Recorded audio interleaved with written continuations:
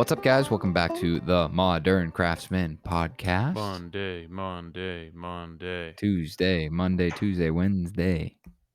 Johnny? What? I don't know. It's I Modern was just Craftsman going with Monday. Todd. It is the Modern Craftsman Monday. We What do start we your get on week. today? Some of you listen to it on Sunday night. Yeah, that you know what? You guys are epic. Like the last thing I want to do on Sunday night is listen to a podcast. And if you guys do, dude, post that in your story. We'll repost it. That's fun. Actually, you know what? If you do listen to it on Sunday, I want you to hop on iTunes and leave us a review letting us know you listened to it on Sunday, do even more. And I want to make sure we see that comment. So if you hit the 5-star, make sure it's at the top so we can read that for you. No big deal, guys. We have Ben. Is it Morton? No, I'm butchering it. Wow. Yeah, it's Totally- Morton. Okay, totally I thought I like second guessed myself. Ben Morton, who is a fantastic framer. He Oh, did that's- use the word. that's- Did he use the word fantastic a lot? I can't remember. I don't know, but I feel like that Unbelievable. that alliteration, that fantastic framer. Yeah, there was that only should be the two, though. Huh? I feel like that wasn't Two that what? impressive. You just two words with the same letter. Well, instead of awesome I framer, wasn't. it's I fantastic framer. I wasn't Oh. saying that my. Oh man, I'm so awesome because I have alliteration. I'm You're saying so that fantastic that you have an alliteration. no awesome alliteration, fantastic framer. Ah, All right, Ben Morton, aka the Fantastic Framer, which we just named him today, right this second, right now, as you listen to the podcast. We talk about framing. We talk about his new crane that he bought. This like mini crane, one of 6 in the United States. Tyler gives him advice on reselling it and making a quick million. Dude, fantastic framer's not taken on IG. Dude, I'm Jump on buying that it. handle. Let's buy it. I feel like fantastic's not a word a framer uses a lot. No, I feel like it's Fantastic Four. It's like it's an X-Men character. Yeah. Well, someone's going to definitely own that handle by the end of this intro. So let's get into it. Guys, the podcast brought to you by Duration Molding and Millwork. Is it too cold to install siding properly? No. Yeah, that's true with most products, not with Duration. Because end cuts and rips of Duration don't need to be primed, painted, or otherwise sealed. You can install that siding right through the winter months, no problem. No need to worry about the clearance issues from grade, roof, patios, or even other boards. To learn more about Duration Poly Ash products, please visit their website at durationmillwork.com and be sure to check them out on IG. And everyone that's like, oh, we don't have winter, we're not talking to you. Like, I mean, good even for the you. fact that you don't have to prime end cuts regardless of winter or not is kind of nice. I mean, it's definitely Pretty nice. Even if it's summertime, nobody wants to be priming end cuts. You can paint it black. It doesn't move. That's true. You could bright black. Bright black. Oh, there's my alliteration again. This podcast is also brought to you by Reno Run, available in Boston, Philly, Chicago, and Canada, and upcoming cities. What's the skinny on delivery, Tyler? So basically, if you want coffee, you can have them bring it for you. No, so you sign up for a pro account. I think we worked the numbers on one of the last podcasts, but basically if you're sending somebody, for a an hour-long trip more than 2 times a month, that it would basically pay for itself. And I believe that they can deliver in as little as 2 hours. A lot of times it may take more than that, but I think that that's kind of the threshold that they give themselves. So if you can plan in advance, obviously better, but even in a pinch, you can most likely get it same day. Yeah, because 2 hours, like by the time you stop what you're doing, get in your truck, drive to the store, get what you need, check out, get back in the truck, get back to the job, get reset up, like that's more than 2 hours. And you're not doing anything productive. Yeah, stop avoiding the job site. Stay on the job site, get your crap done, and also get it ordered at the same time. And free coffee. delivery and coffee. Free delivery by signing up. Yeah, they should add an OJ option for you, John. Free delivery by signing up on podcast.renorun.com/Modern Craftsman. So Ben, how are you doing? I'm good. I'm having a good day actually. I'm working on my buddy Life of Bub's house right now, helping him frame that. And we set a huge roof section this morning. Pre-built it on the ground, flew it in, and It's always nerve wracking, but it just, I could see it as I was flying it in. It just clicked into place, and when that happens, you're like, all right, I'm out. I wanted to leave right then. It was like 11. I was like, well, I can't quite leave now. It's a little early to go to the podcast here, but yeah, no, it's a good Just day. go to Dunks and not come back. Right. Yeah, exactly. Yeah. Something like that. You leave on a high note, What do you guys want? You want a medium regular? I got you. Right. Yeah, It's exactly. like I'm not coming back, but I got you. Yeah. Iced or hot? No, it's good. Yeah, it's that's what it's all about for me, is days like that, and it was just a half day. But yeah. So are you guys always building the roof sections on the ground? Much as I can, I try and get pretty cerebral about it. If I can compartmentalize something, I will. You're always limited by space, what you have for pre-building it, and by capacity of your forklift. You know what I mean? And but yeah, it's faster, safer. It always comes out better, and I just, there's rarely a downside to it, you know. So yeah, That's I a actually, huge section. yeah, Watching your stories. yeah, it was. It was kind of fun because it's tied into a valley overlay, and so I put the ridge on, which is a 31-foot ridge, and you can see it just kind of hanging out in the middle of nowhere, and I cut the reverse angle of the 10-pitch rafter on it, so it kind of sat on one of the existing rafters. Oops, something just fell down my stairs. It sat on one of the existing rafters and locked into the ridge. It was pretty fun. Yeah. Someone else took a half day. Yeah. That's my wife. That live ridge you're tying into is massive. Yeah. Oh yeah. Yeah. But yeah, it's fun. That's your new crane, right?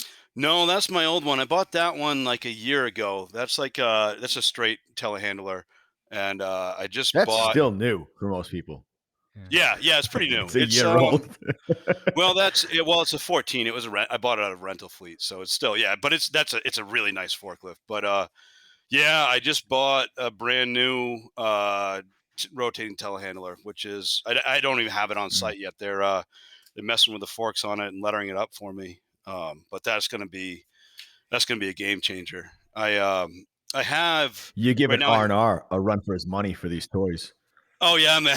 Yeah, I know. He commented on it. Yeah, it's funny. I was messaging with him a little bit over the weekend because he's I think he's interested in getting one. He had a lot of questions for me, and I've had one. The only comment that I can see, it says R&R builders. Dude, I was just talking about these. Any pointers? I think this would be great for Greg and I. Yeah. No, they are. I mean, I got one. I have a small one. I got it in 2015, and there was a learning curve.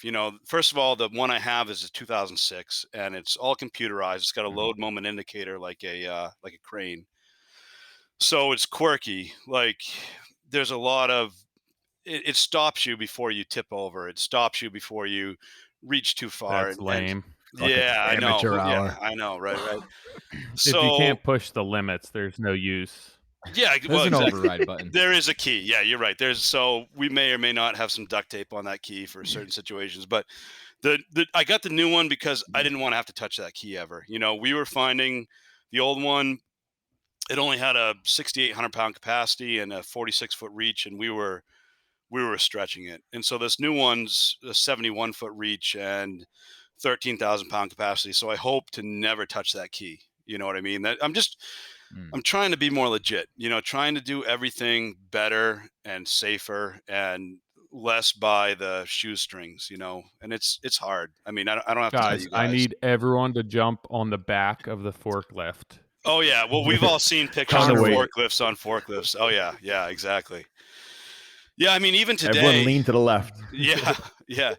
I mean, even today it was scary with that one, and I was well within. I took 10 minutes. I added up the weight of all the LVLs, the rafters, the plywood, and I did a mock-up, and I figured out how far I was going to be reaching to lift that roof section a day, and it weighed probably about 2,500 pounds, and I could actually do 6,000 pounds where I had it lifted, but it's still it's scary. You know what I mean? Those are big, heavy things, and we're talking about people's lives. We're talking about, beside that, just expensive people's houses, expensive stuff, and it's real, but it's fun. I mean, I don't know. I mean, how can you have more fun than that? Honestly, building something like that, flying it in, it's phenomenal.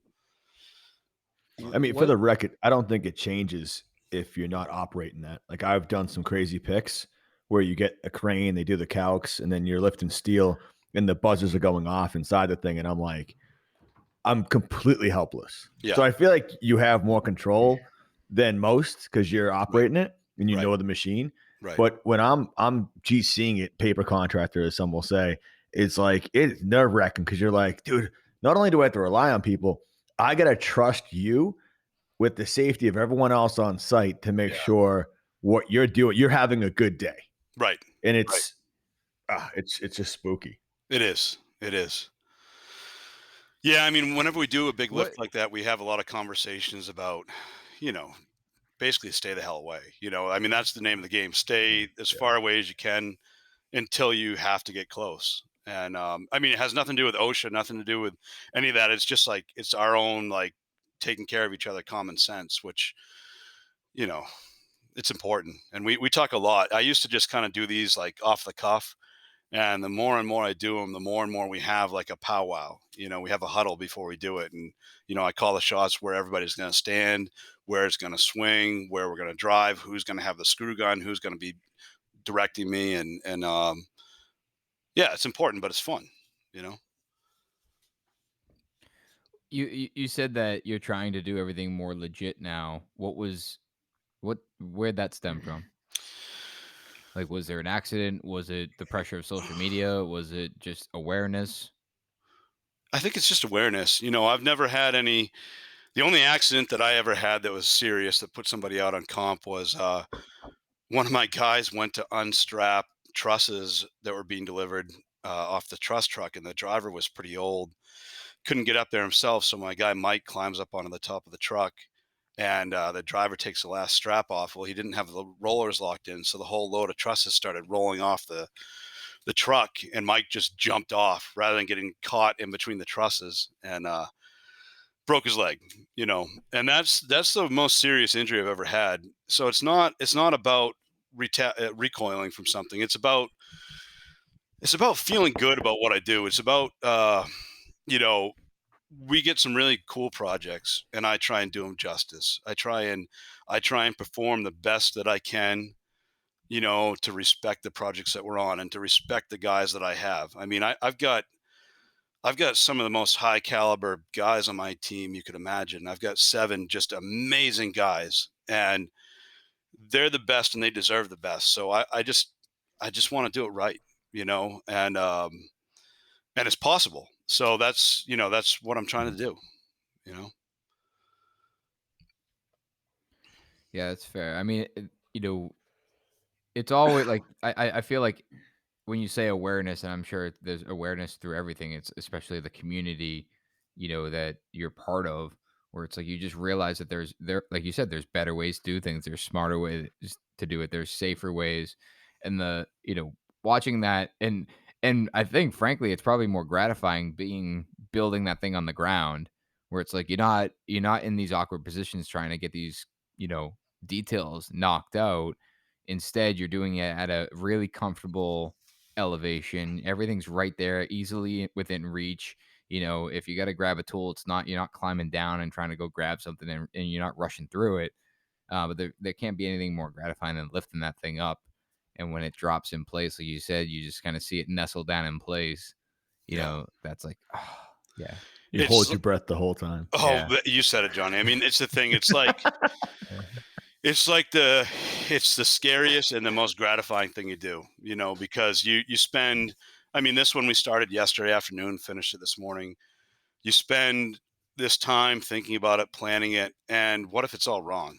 It isn't. I have too many stop losses to make sure. I check things as I go, but let's say I didn't, and it was just wrong. I mean, what a fail. And so it's always right. It always works, and it's always such like a win. It's like we all get so psyched. It's so much fun to do stuff like that. Versus, like you said, getting up a ladder, setting up pipe staging, dragging boards up. It's just that's kind of boring. It's these big picks are big morale boosters for the crew. It keeps it exciting. It's just not the it's not mundane. Anybody can Mhm. build that up in the air. Building it on the ground, that's fun. You know what I mean? Yeah. Well, it takes skill. Yeah. I mean, I faked it when I was framing, and I would like lay out my deck and then I'd lay out my roof on the deck, like Yeah. rafters and all that, and just to make Yeah. sure everything's 100%. Yeah. What you're doing is skill, Right. and it's the next step beyond that is to do it in a factory or a warehouse where it's controlled space. This is the most controlled it's going to be, where Yeah. someone's not taking a worm drive, throwing an angle on it, and just cutting a rafter Right. that's sideways. No one's going to see it because it's up on the roof. Yeah. That's the secret. Now you're down on the ground level. You've removed all the excuses in a way. Right. It's funny you mentioned that because I've been really serious about building since like 2004. And that's right when Tim from Awesome Framers started writing for JLC. And I read his articles for years until I started talking to him through Instagram until I met him. But I followed Tim's progressions of framing gables.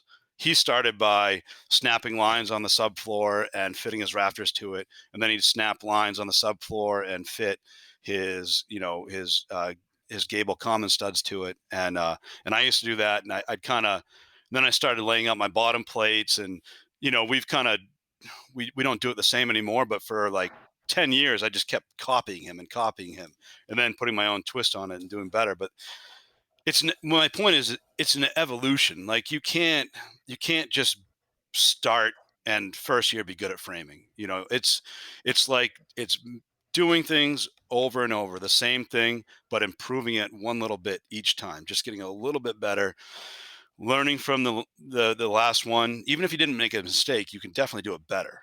And it's taking that and it's stepping it up. And it drives my guys nuts because we never do things the same. We have some systems that are the same, but every time, like, I change it up. And for me, it's keeping it interesting, and it's trying to do one better every time. And that's the evolution of the pre-builds and getting the bigger forklift and all that. But it's what keeps it interesting for me. I mean, I couldn't just frame a normal house every day of my life. It's not for me. I got to be pushing the envelope. Yeah, I think that's. I mean, you know, framing in general. I think that it's evolved so much, and I think your reference to awesome framers. I didn't necessarily read their articles, but seeing them on Instagram and just seeing like that there's a community of you guys where it's like, and you see what you guys take photos of and like the details and the cuts and the rafter details, and it just, I don't know, that community I think is so interesting, and it's something that I didn't spend enough time or very little time in when I was doing carpentry, Hmm. and it's always one of the areas that I wish I got to spend more time in. Yeah. Where it's like I was with John, I was laying out a simple ass roof on the deck just to make sure I knew what the hell I was doing when I got up to that level where it's like I remember I built one hip roof ever. It was on a shed. And man, did I mess that thing up like Oh yeah. 3, 4 times. Yeah. Hips are hard. And I it's mean, like, they're and hard. finally totally. And I went into it knowing literally nothing. I brought out my framing book and I went through like step by step. And you know, I'm not quite sure if I ever got it 100%, but it's like I gave it everything I had. And it's just, Yeah. I watch you guys and I watch that community, frame these roofs, and I'm like, man, it just looks so good when it Yeah. comes together. It's I mean, art. Yeah. even when it comes to pre-assembly, I feel of anything, it just you have to have the experience to do that. You have to do that for long enough to have confidence in yourself that you're like, hey, we're going to invest this many hours into this and we know it's going to fit. And I Yeah. look at it as far as, I mean, very simple door casings where it's like what you're going to, or window casings, you're going to measure every window and then make all of these repeatable cuts and then trust that those are all going to fit. And you're not going to do that the first time that you go to case a house. You're going to figure out where, what you have to do, where you can cheat stuff. And then once you're confident enough in your abilities, yeah, you could go measure an entire house up and do the math to figure out what your stool length is, your jam depth, what your projections are, but you can't just do that off the bat because the consequences of screwing up are just too high the more involved you get because you're investing more time and money into that. Totally. Yeah, I I think mean, that. even look No, go ahead. go ahead. Oh, I was going to say, I I think mean, even that look at like Bill. I think we have a lag. there is a lag. Even look at like you guys are being assholes to each other. Cut it out. even look at built-ins and stuff like that, where I'm gonna go pre-measure the space and then I'm gonna go build this and then know that it's going to fit. You have to understand how that's all coming together, and if there is some adjustment or adjustability, or where your critical spots are that have to be dead nuts, and where you can kind of float things. And you don't know that until you do that piece by piece and screw it up. And I would feel it's very similar when you're framing a roof. You're not just going to, hey, let's pre-assemble this whole thing on the ground and have no idea if it's going to fit to the walls, if the walls are square. You have to do that so many times to be like, you know what, I'm going to have all of our guys spend how much time doing this and how much money on material while it's not in place, and then be confident enough that we're going to lift that up in the air and it's going to fit. We're not going to have to kill ourselves making that fit. Totally. I think, well, in Finnish, you guys call it private spaces and public spaces, right? You have like the parts of the cabinet that are going to be seen, the parts that aren't. And it's the same with framing.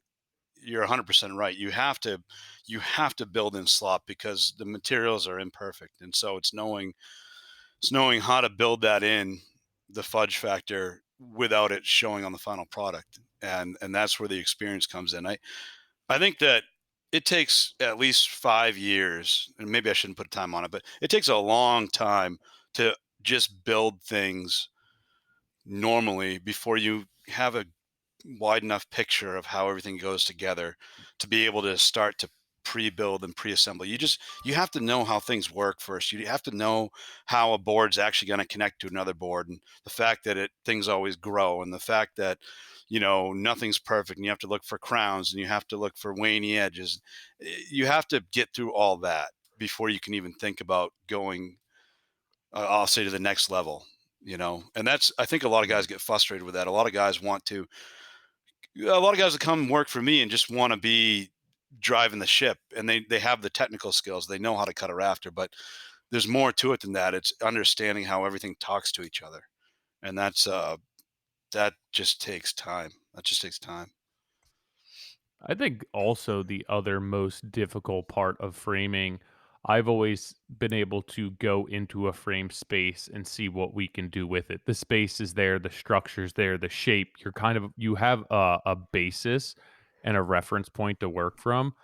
I think that especially with framing, that experience, you don't have anything. You have a drawing, right? Mhm. But if you understand, you've done how many roofs before, you understand how they're going to connect, if it's an irregular valley, an irregular hip, how that all works and lays out, that you don't necessarily need to see that. You understand how that's going to come together and how it's going to intersect with the walls, which I think just takes experience. Because if you throw somebody who's inexperienced onto framing a roof and they have no idea what that's supposed to look like, what the joinery looks like, the connections, everything else, it's such a struggle because there's literally nothing there. Yeah. Yeah. You're 100% right. And the magic of what I have been getting to do lately, and what's really fun, is on some of these bigger projects that I do, I'll get a phone call a year in advance or more before it starts. And they'll kind of bring me in on the pre-construction and sometimes during the plan development. And I'll actually get to meet with the architects and meet with the structural engineers and have some input, it's really rewarding for me. It makes me feel honestly great. Like, okay, hey, my opinion matters. Not that I'm not driving the ship at all, but I'm being asked for my input, which is pretty cool, because I think that what you're saying is right, that as a framer, we're able to pre-visualize a lot of stuff. We're able to model things in our head based off from other projects we've done. We know how things fit together well and how they don't. what kind of connections work, what kind don't, and so yeah, it's like a framer's dream for me to be able to go in at the design phase or at the pre-construction phase and be able to make real changes, um, and have my opinion valued, and that's like, you know, it's fun. That's really fun. Yeah, I mean, to see a roof on paper is one thing, and I think, if you are a decent builder, a decent contractor, carpenter, you can somewhat understand that. But I think even one thing for me with framing that's difficult because I don't do it enough is that, okay, I see this roof line here, I see this roof line here, and I understand they're supposed to tie together, but how are they tying together? What does the bridge from one look like to another, whether it's a valley or, one gable tying into another, where I think that if you have the experience to do that, you understand what that's going to look like in your head and what those connection details look like, and if it may not work right visually. Where if you're not a framer and you're not taking those deep dives into things, you don't understand how all of that comes together, which at that point you don't really understand what that entire roof looks like. Sure. That's like anybody. No, I mean, I think, Ben, you're the exception. And I think that the group of, framers that are on IG, there's probably a dozen of you. I might be lowballing that, but from the people that I'm aware of, I think you guys are the complete exception. I think most crews that I've dealt with over the last 10 years are seeing the drawings for the first time. Mm-hmm. There's someone that bid them. There's someone that kind of knows structure and all that. Everything else is happening in a shotgun manner. That crew that shows up that day didn't know where they were going that morning, and they got an address.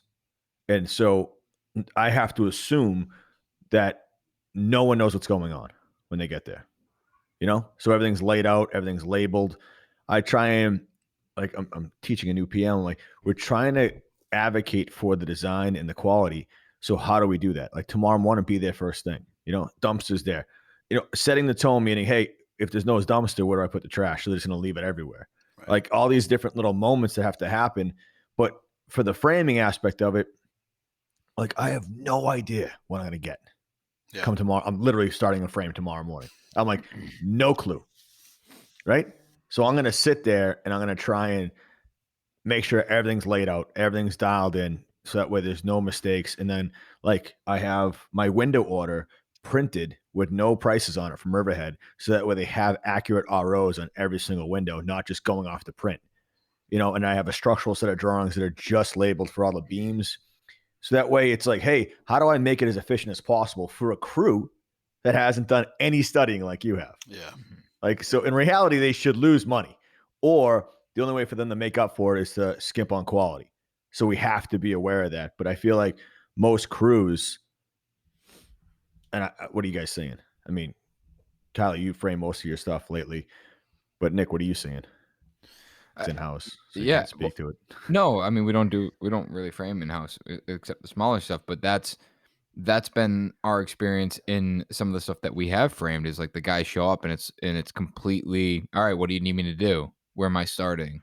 And it's like, I think, John, like, I've taken a lot from you in the sense of like making sure all of that information is, there on site, like you said, like the windows, but we're trying to take a bigger approach with more coordination on design. We're about to start a frame too, and we haven't been able to get the framer on board to like sit down and comb through the design with us. He's a sole proprietor. He just simply doesn't have the time. He studied them on his own, but hasn't taken the time to go through them. But for us internally and with the architect, it's like, all right, well, we're making sure that the drawings are accurate, that the drawings do have the correct ROs, that the structural, is designed and the architecture is coordinated. We went as far as to, coordinate the HVAC, the entire duct layout's completely modeled. So we're trying to spend more time on that side. So any of the plans that they are looking at, it's not like we're trying to eliminate I was going off of this drawing, not that drawing, because that's, Tyler and John, like I showed you a project a couple months ago. Like that's exactly what happened. Is we had a roof line that didn't work out because they were going off one set of drawings, and it was too late. We had to make modifications to figure out how to make it work, which we did. But it's like it could have been we could have spent more time coordinating. Well, that's also what's tough, Nick. If your framers don't have a full understanding of what that finish is supposed to look like, not that they should, but if you've gone that far to design with respect to finish, they should understand that because if something's screwed up, they're like, well, let's just bump it over here. That like that beam can move over. It doesn't actually work like that. Mm-hmm. That impacts so many things, and if they don't understand that and they're just showing up basically getting paid piecemeal. Yeah. And I think with a lot of framers, the mentality is that it will get fixed down the line. And even, I mean, builders are fine with that.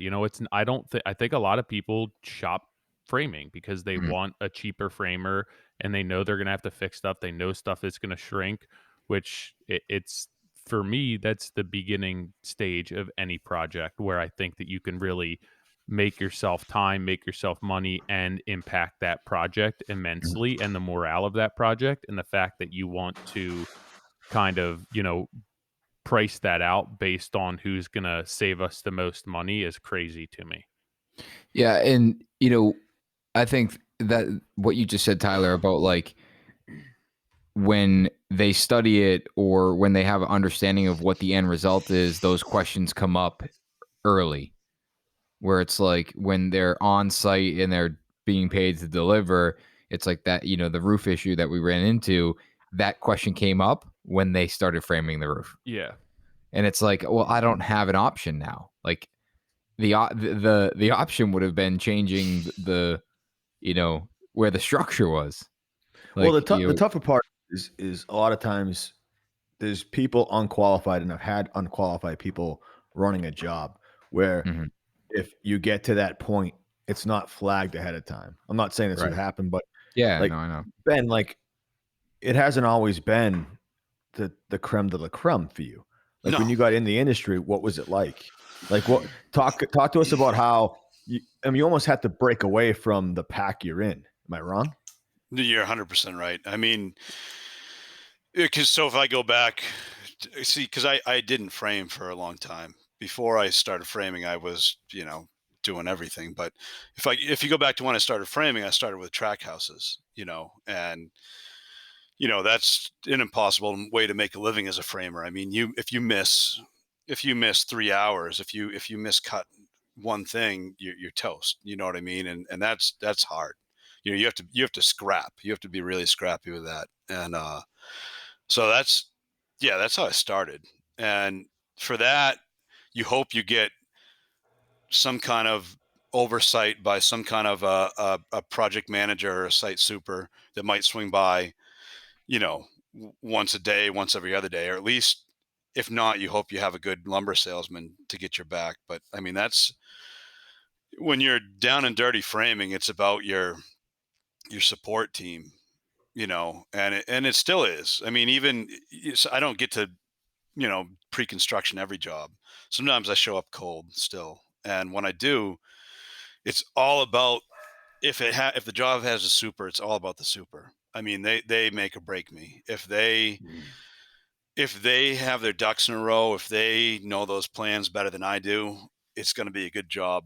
If they're asking me questions, then it's going to be a fight to get the house out of the ground. And yeah, it's all Well, about you should know going into that job how much homework you need to do as well at this point in your career, right? yeah, I do. I usually I vet everything well in advance. I talk to the supers. I'm kind of annoying. I call the supers, months, weeks ahead of time, and the project managers. I stop by the site. I talk to the I'll talk to the excavator and I'll talk to the plumber if there's underground going in. I'll talk to the electrician. I I'm not shy, and that's, it's kind of weird as a framer for me to do that, but it's important to me because all those guys will tell you the truth. Even if you have a super or a project manager that's trying to stretch the truth or be optimistic, stopping in and talking to the guy running the excavator saying, "Hey, when's this thing really going to be backfilled?" Yeah. So I round every corner I can, or I come at it from every angle, but that's only because I've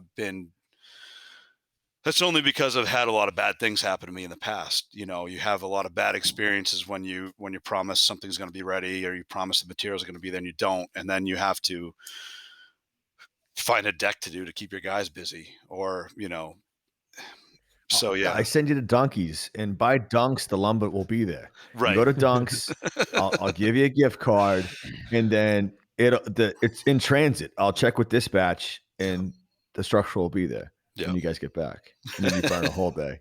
Yeah. It's That's what I'm praying doesn't happen. Oh yeah. So but that's me. You know what I mean? I know I see a lot of guys. I talk to a lot of guys on Instagram that for lack of a better term get run over, and they're getting bad information. They're maybe being lied to, or the truth is stretched. But at the same time, I don't want to say they're letting it happen to them, but like, you got to be your own best advocate. I'm a wicked nice guy, and I'm polite, and I'm trying to be calm, but I'm also, I can be tenacious, in a nice way, but I stay on top of stuff. I don't let things, I don't put things up to chance, because I've had too many bad things happen when I have. So I talk to a lot of people as well, and I talk about avoidance and confrontation. And when did it change for you in your career? Like, stepping up for yourself, people can go, oh, well, there's a lot of people that never step up for themselves. They go to their wife, they go home to their wife, and their wife just runs them over every day. Yeah. And it's a different terminology, but I'm saying, like, in this industry, there's a tendency to, like, if you're tenacious, I may not be like, hey, that ceiling's supposed to be at 9.2, and you framed it at 9 foot even. I would go, oh, is that my fault? And then not say anything. And that's avoidance. And I'm avoiding that confrontation. Did you have that in your career where you're like, I'm just going to go with it. It's on paper. I'm going to run with it, and avoided everything and just got it done. And at the end, they docked you 10 grand because it was wrong. No, I've never done that where I've been back charged. I've always been pretty anal about building things right. Even from day one, I would check with architects. That's just kind of always how I've been. I've never scaled ever. I've made somebody else make that decision, but I can tell you that when I started being more like you're talking about was, I think, around when I picked up Instagram, because when I started using Instagram, it was instant. Before I did, I would not talk to any other builders, any other framers, anybody else. I would, if I saw you in the lumberyard, I'd look the other way. I'd avoid you, because it was fear of competition, fear of that everybody else out there is better than me, that they're doing better things, that they're going to find out that I'm a phony, that I'm faking it, and once I started using Instagram, I started to actually, like, talk to the guys around me, and I started to go get a beer with them after work, and you start to realize that, okay, we're all the same, nobody's special, and that for me was a big confidence booster. And so I went from kind of taking things on the chin to saying, no, okay, wait, I'm all right. I do okay at what I do. I'm worth it. I don't have to say yes to this. I don't have to do this for free. I don't have to, I have value. And that was the first time that I ever tried to find value, and I think that's all what it comes down to for me is value, self-worth, trying to say, okay, what we're doing is worth it. And now I have such amazing guys that it's not even about me. It's saying, okay, these guys are awesome. I have to do well because these guys are putting their trust into working for me, and they deserve the best. So I'm going to do whatever I can to give them the best work situation it is, whether it's a new forklift or a really cool job. It's not just my self-worth, but it's those guys, they do incredible things for me. I've got to do incredible things for them. It's a team.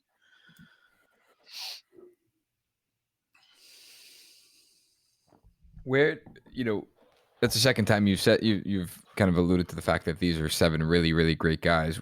How did they all come about to the team? It's a good question. Let's see. Almost all of them. I'm thinking about that for a second.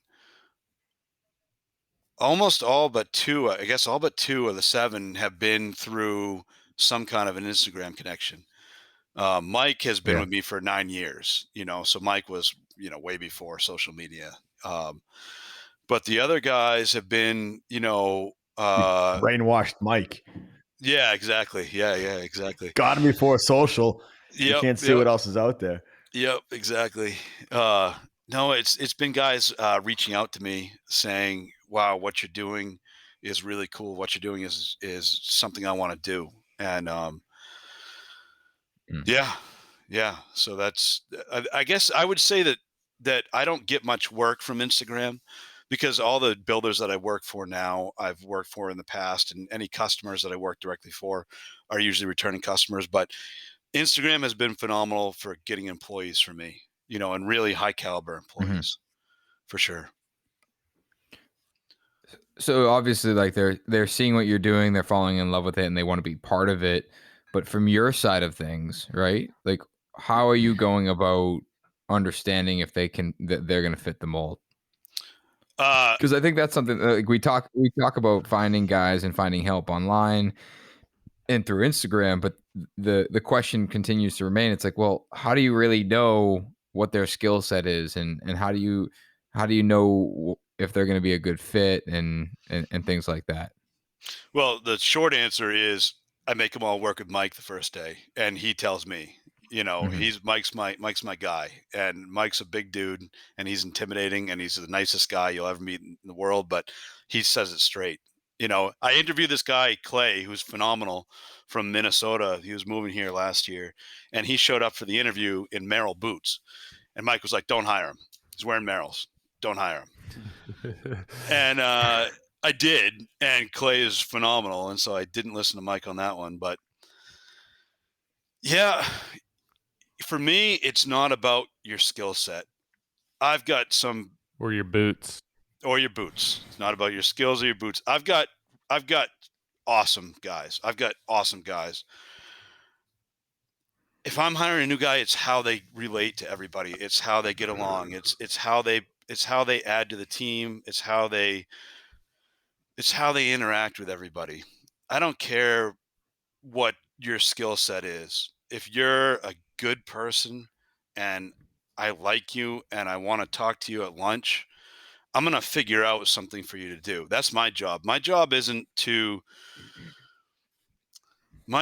find a way to implement you and use your strengths to the best of their abilities. It's to find the best place for you. And I can work with anybody as long as I like them. Their framing crew's got a lot of different things going on. You can have somebody sweeping, driving a forklift, putting on joist hangers, or helping me figure out a radius wall or a roof. And so there's a slot for everybody. It's if you get along with everybody and you're and I like you, that's it. Yeah. So yeah, how but do you? there's so many fakers out there. Like, how are you not wasting your time? Like, how do you see through the BS? Like, I have calls with people all the time, and they're like, "What's your process?" Like, when I was carpenter, I sat in a tailgate, and they go, "Hey, what do you think?" Blah blah. This is the number. This is, $15 an hour. Go for it. And then you could be easily gone within 2 weeks. But like, what's your protocol? Is there one? No, I mean, I'm susceptible to that. I've had guys, stick around. Usually they don't wash out right away. I think that usually it's like, 3 or 4 months, but because I don't know. I talk to people a lot before I bring them on site. I don't know. I get, maybe I'm just lucky. I don't know. It just Like kind of what's a always lot? works. What's a lot? Is it 2 phone calls or is it like over a month? Just to try and paint this picture. I mean, it depends on if they're local. It's 2 phone calls, and then which are lengthy. I'll talk for an hour with you on the phone, and then it's coming out and hanging out with the crew for a day. I do that a lot, where it's just kind of come be here. I don't really want you using tools, maybe a little bit, but just hang out. Just take a day off from work, come hang out, see if you like it, and see if we like you. Unless you don't have a how job. do you how do you with 7 guys, and I know that so you obviously need a bigger crew to be able to frame bigger custom houses. And obviously you have weather delays, you're dealing with contractors who never have a full grasp of their schedule. How do you, and you got into this a little bit, but how are you managing your schedule as far as work that's lined up and also just day to day of keeping your 7 guys busy where, you may be ready for a job and the builder says you're going to start next week and then they fail an inspection that bumps you? It's the hardest thing I do, for sure. I'll cut the 100 round roofs, without, if I didn't have to schedule. It's the hardest thing I do. Um, I think that a lot of scheduling involves half truths, and I've fought that for a long time, but I've kind of just come to accept it, that I'm probably, even if somebody tells me it's a realistic expectation of when I can start, it's probably the best case scenario, and so I stay nimble by starting. So I'll trail guys behind. We'll leave 3 or 4 guys behind to run, let's say, the roof line trim. Well, I take 2 or 3 guys, 4 guys ahead to snap out the foundation, square up plates. We're having such a delay on windows right now that I'm having to bounce back a lot for those. Well, it's kind of a pain, but it's kind of also like, okay, you made me leave and mobilize to a different site. Well, I'm going to put the windows in, maybe not the day you asked me to, but the week you asked me Yeah. to. And I'm going to use that as a little bit of leverage to work for my schedule. So it's a yin and a yang, and it's a fine line between overbooking, double booking, and making sure you have enough work. And I don't think I'll ever get that figured out. Sometimes sometimes you have to work weekends, and I haven't this past year. I think I'm just getting better at scheduling, or maybe better at saying no, I can't start till the week after. But I mean, I've worked too many weekends of my life. I'm 39, and I've, from 24 to 39, I spent probably more weekends working than I didn't, and that's not a good time. It's not something I'm proud of, but it's something I had to do, to get where I'm at. And I'm trying to be better. I'm trying to value my weekends and my guys' weekends. If somebody wants some extra time, that's great, but to have to kind of try and impose it on them, I've never said you have to work on a Saturday, but I've been like, hey, it'd be real cool if you did. And I'm trying to get away from that. So do you think that it's a different era? Like you had to pay your dues, like you said, on the weekends, and now having a crew where they don't have to, is that setting the wrong precedent? I don't know. That's a good question. I Or a think different that thing? Is it a good precedent to be setting? I don't know. no, I think that my crew, they're my employees, so I'm shielding them, right? I had to suffer, right?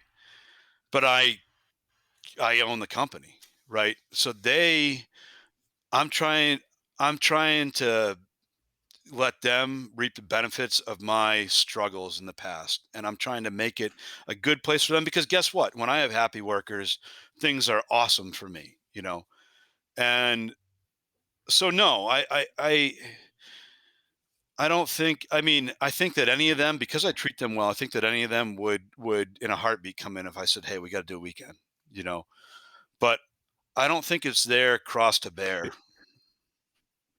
Yeah, it's just funny that like you want to shelter them from it.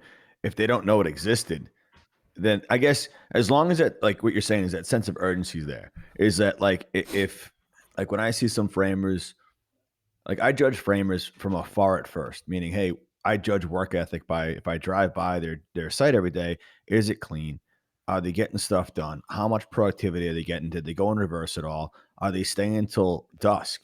Not till like five, not like a 5 o'clock punch out, It's like they're gonna go till there's light.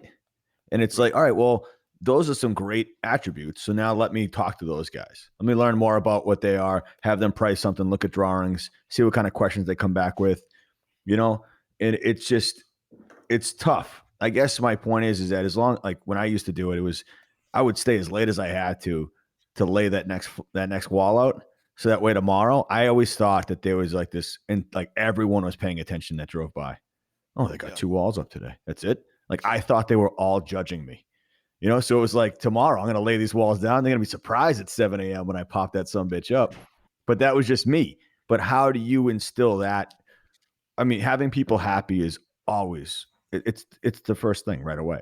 But making people happy, but making it a productive day. Not like, hey, well, like how do you do it? Do you set like an expectation? No, I mean, I don't know. You're probably not going to believe me, right? But the guys I have, they just put out. They just go. They just are this team of guys that I don't have to set expectations. I mean, sometimes I do. Sometimes sometimes it's a deadline. Like, hey, we got to get out of here, by X because they're going to be digging up the driveway and we got to be out of here. But they just, man, I don't know. I think maybe I'm just lucky, but my guys just give it their all, and I think I am lucky because I've gone through a lot of employees, right? And I've had plenty that just dial it in. I've had plenty that I can't motivate, that are just punching a clock, that are really just a detriment, that I would have been better off not having them there, And I don't know how to fix that, right? The only way that I've been able to fix that, I've tried motivating, I've tried encouraging, I've tried monetary, I've tried vacation. It's, if they're just not going to work, they're not going to work, and that's all there is to it. I think it's, yeah. So I don't know. I mean, I think I'm just lucky. My guys just work. I mean, we joke around like, and Nick had this staircase back in the day where he bid it out for like 23K and then let his guys run with it. The problem was no one knew that there was a budget to it, or didn't care, or didn't associate what they were doing to a monetary value that it was costing the company. And then it takes 6 extra weeks. You can't blame the crew. But I just didn't know, like, we've had some carpenters on site where, maybe they're T&M or whatever, and they're just, married to a piece. Like, you walk by and you're like, oh, how's the honeymoon? Like, you guys done with the dating? Like, you guys are still on that piece? You're on that thing? And it's like, so now it's like, I walk around, and if they're going to start that, 2 things. I walk around and I go, you're not a carpenter if you're not wearing a tool belt. Okay? If you're going to keep walking back and forth to your tool belt that's on the ground, guess what?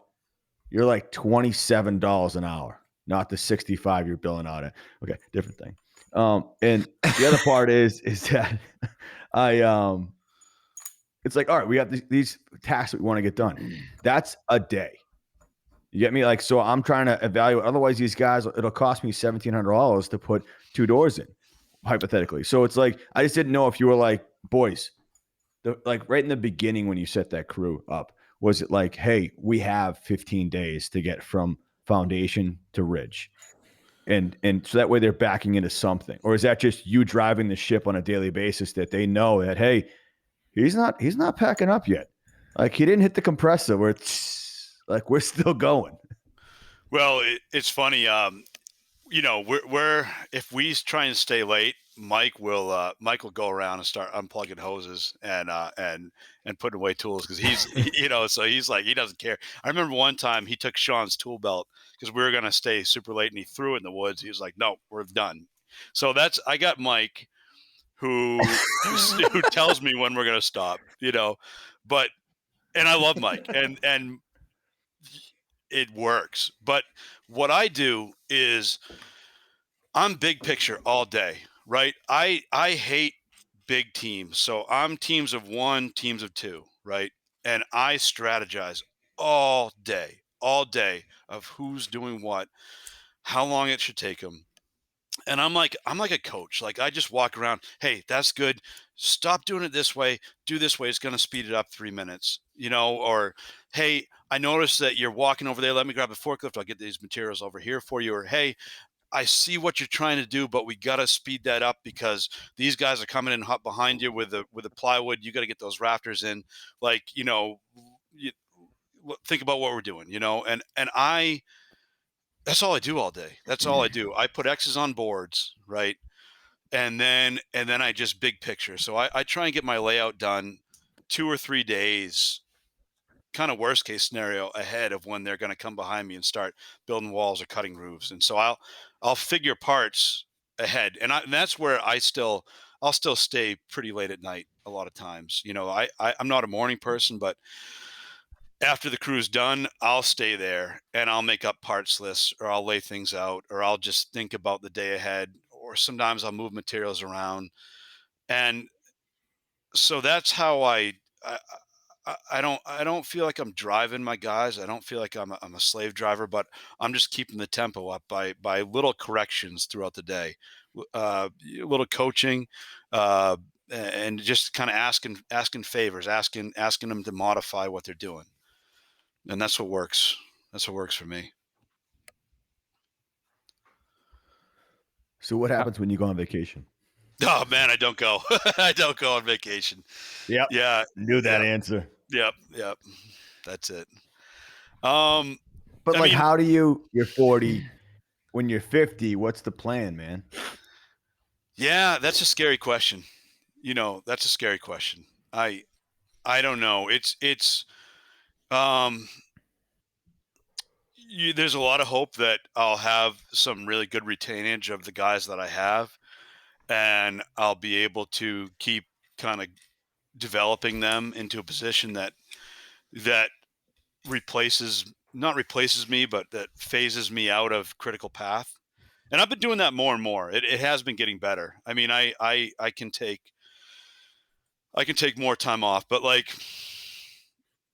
just 5 years ago, I went to France a couple times on some big climbing trips, and I'd be gone for 10 days with no cell phone service. And, talk about I planned 2 months ahead before I did that, what they were going to do.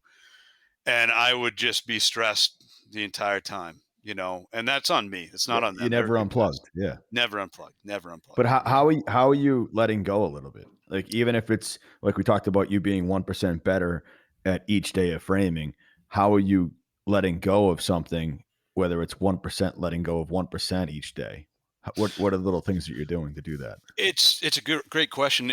For me, it's all about systems. I keep developing better and better ways, whether we're going back to pre-building a roof section or just systems of everything, so that I can take a guy that might not have as much knowledge or experience as me, and I can put him on a task, and I can know that he's going to execute it well, and he's going to be able to make that repeatable. And so for me, it's breaking down things to their simplicity, making it repeatable, making it so that you can clearly see if you're doing it right or doing it wrong, and then systemizing it, and that's what it is. It's all about making things simple, making things intuitive, and making it so you have like, I don't know, I don't even know what the number is, but maybe like 30,000 different pieces to a house, right? And if you thought about trying to make 30,000 different pieces, your mind would explode. But guess what? You're probably only making like maybe like 200 different types of pieces. And you've probably made 175 of those before in the last one. So it just comes down to being able to make things relatable to something else you did and being able to repeat it for me. How do you do it where you're not spoon feeding people information so that way it's Hmm. you always have to feed them?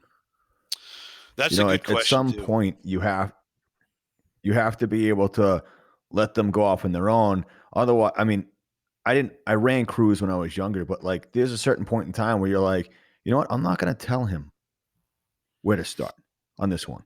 We always start from whatever, left to right, front to back, whatever it was, but it's like, I'm going to let you run with it.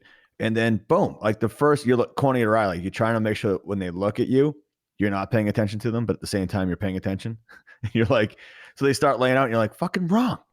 Yeah. So I'm screaming over near the portage on, like, like that I'm crazy. But it's like, how do you, like, I know it's the team part of it. I just want you to divulge secrets that like what has failed in the past and like what's been good about trying to, hey, this is, I don't want to always be doing cripples. Like, what are the things you're giving away in the beginning? You're not giving away the rafter cuts. You're giving away some easy stuff first. Yeah, I mean, it's a progression, and people come to me with different skill sets, that some are brand new and some have been doing it for, 10 years. But I think that it's, I've been doing it for 20 years this way. yeah, exactly. Yeah.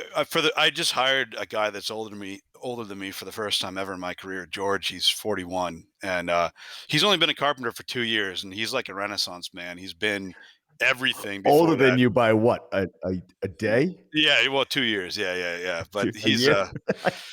it's I lost my train of thought. All right. So to answer your question, I think that you got to give guys room to make mistakes, but you have to keep them manageable. Like you don't want to put them in a position where they're going to fail. You need to let them grow, but you need to give them a task that they can achieve and that one that you can do a quick double check on and one that's not going to be costly or dangerous if they mess up. I've had new guys set up staging before and it's been really scary and I won't do that anymore.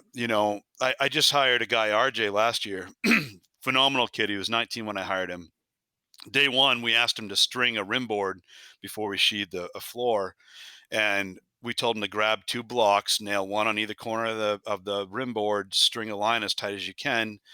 And we're going to, straighten the floor off from that. And he did exactly that. And we started to straighten the floor and we were fighting it, like really fighting it, like almost breaking our braces.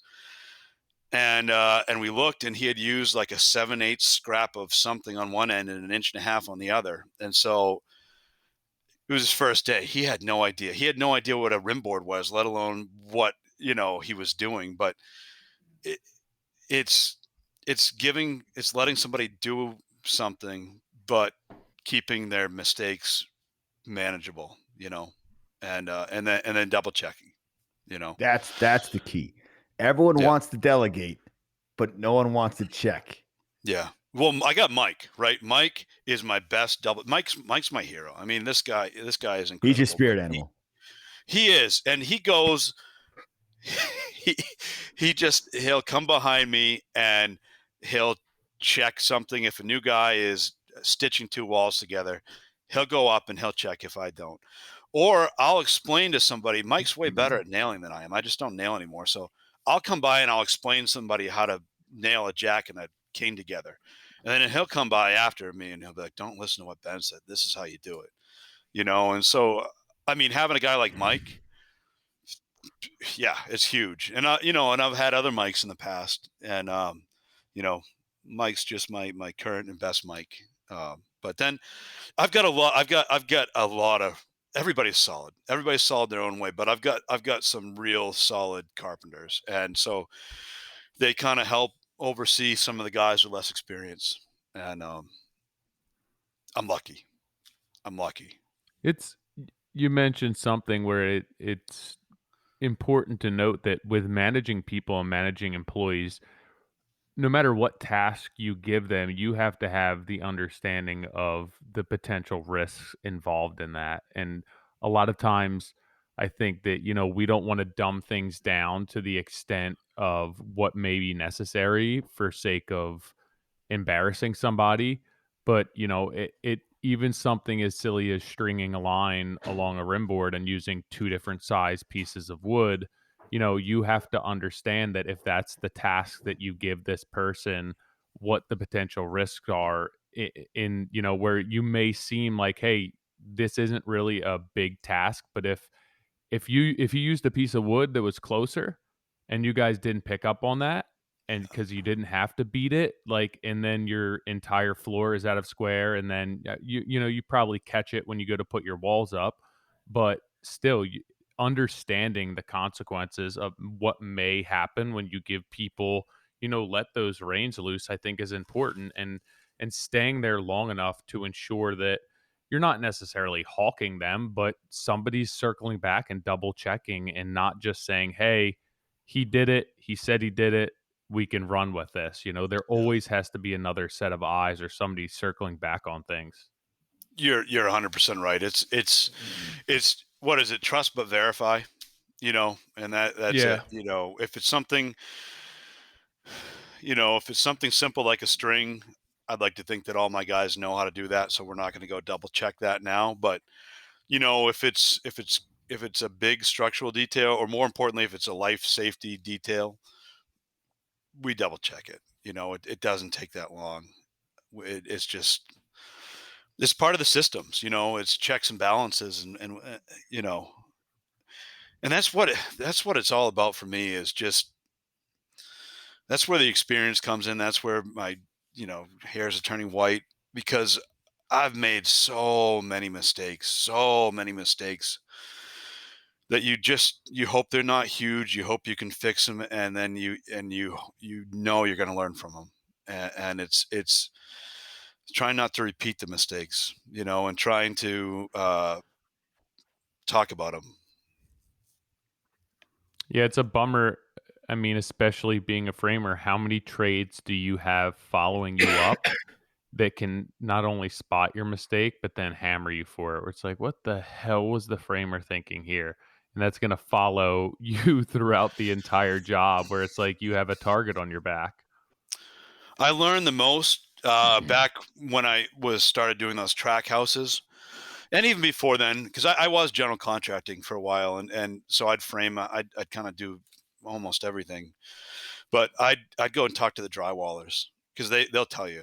You know what I mean? I would Yeah. ask them. I would like interview them after, be like, "Hey, how was that?" And they're drywallers are they're not going to bullshit you. They're going to tell you. You know what I mean? And Yeah, you don't even have to ask. right, yeah, They exactly. will You don't flat even- out tell yeah, you. yeah. Like, this wall is shit, as they're like boarding it. Yep. Yep. Drywallers and tile guys, they'll tell you, and so I spent a lot of time asking. And I started doing I wanted to be a finish carpenter when I started. I thought that the pinnacle of my career was going to be when I got to do my first, hardwood staircase, my first finished staircase with skirt boards on either side. Like I was like, once I've done that, I've made it, right? And so from I started my business in 2006, and so from 2006 to 2000 like 13, 14, I was remodeling and doing a lot of interior finish. So I came in backwards, and I got to understand tolerances and what is important, and where perfect framing counts, and where you can have a little bit of breathing room, you know. Yeah, that's interesting that you say that too, because I remember early on in my career where you always think if you want to be a finish carpenter, you're going to start at rough framing and work your way up and be a finish carpenter. But I guess I had read something early on that was if you want to be a framer, you should actually start with finished carpentry because you realize the tolerances and you Yeah. understand, at that point of the job where you should be spending time and where you can kind of move ahead and save yourself a little bit of time. But, I think that most people think it's the other way around where you're going to start as a framer and kind of work your way up where I had always heard, the opposite, that start on the finish end and understand what that needs to look like and then work your way back to framing. I think you're right, and I'm glad that's the way I started. You know, because I don't know, you mess up a window trim, and it stinks, and somebody's going to be unhappy. But it's not like you're probably not going to kill somebody, and it's the we're talking like normal houses. The expense isn't that great. You can. I mean, plus you always get started with a baseboard trim, and you're stuck in the closets, and so it's just like it's kind of inconsequential. It's usually not that dangerous, and you learn so much about handling tools. That yeah, I wish everybody could start that way. Yeah, I think Honestly, that's why I was initially kind of gravitated towards finish carpentry because of anxiety and personal reasons. It just seemed so much lower risk for me where yeah, I could go in and, my biggest mistake, maybe it got ripped out and I paid a little bit of money in material and my time, but, there weren't catastrophic failures or yeah, the magnitude of repercussions for failures was so much slimmer that I always just it seems it seemed like you said so much more inconsequential to do finished carpentry, and for me that's why I kind of went towards it because I was like I don't want the stress of owning all of this. It's just too much. yeah, yeah. No, you're right. And for me, I spent a lot of time general contracting, and I still do. I just built a house. For it was a third time customer, and so I wasn't going to say no. But there's for me, framing is honest. Like I can look at a building and know if I framed it well, and I have confidence in being able to do it as safe as I can and as well as I can. But doing a bathroom remodel scares the crap out of me because, well, I guess Tyler, you do most of it in house, right? Yeah. Almost all of it yourself. But Nick, you're relying on so many people that you can't control to do something right, and I'm not good at that. I don't have the stomach for it, I and think that's where, yeah, it's a difficult relationship building, yeah, because it's like you have to, I've definitely been guilty of being, just completely upset and focusing on like, hey, we didn't hit the mark, like we got to redo this, let's rip this out, redo that, not realizing that, you know, they're not seeing it the same way I am. So like everything I'm telling them to rip out, it's like I'm not fault. Like I thought this was good. I thought we're good. Like I did my best. It's so it is, and I think that's a big reason why for us, we've really focused on restructuring the way we run our projects, especially around like who's supervising and what that supervision looks like, because it can't be, I don't want to be the bearer of bad news constantly, but it is. It's like we're relying on a lot of people. And I think it goes back to something you talked about earlier in the podcast. It's like your involvement in the very beginning of pre-construction. It's like we need to do the same thing with our trades. It's like we got to get these guys involved early, to understand the job, but also to understand our expectations. hmm And it's like, and I had a conversation recently with one of our trades, and I'm on site and I'm walking through like things that I have an issue with, and I mentioned it, and it's like there was a comment made like, "Hey Nick, like I get it, but your expectations are just higher than everyone else's." And I paused and I confirmed that was an accurate statement, but I questioned to myself. I'm like, but haven't I been also communicating that? Like this isn't a new, like I didn't just wake up today and be like, you know what, I'm gonna raise my standards. It's like I've been communicating this notion that our standards are extremely high for years. not only like personally to you, but also like very publicly, where it's like, why is that the excuse? Like, why is the excuse that doesn't hit because my expectations are higher than everyone else? Because then blame is getting put onto you, and it's easier that way. Of course. And it's like I walked away from that and I took that. I was like, okay, fair enough. But the conversation ended as that is an accurate statement.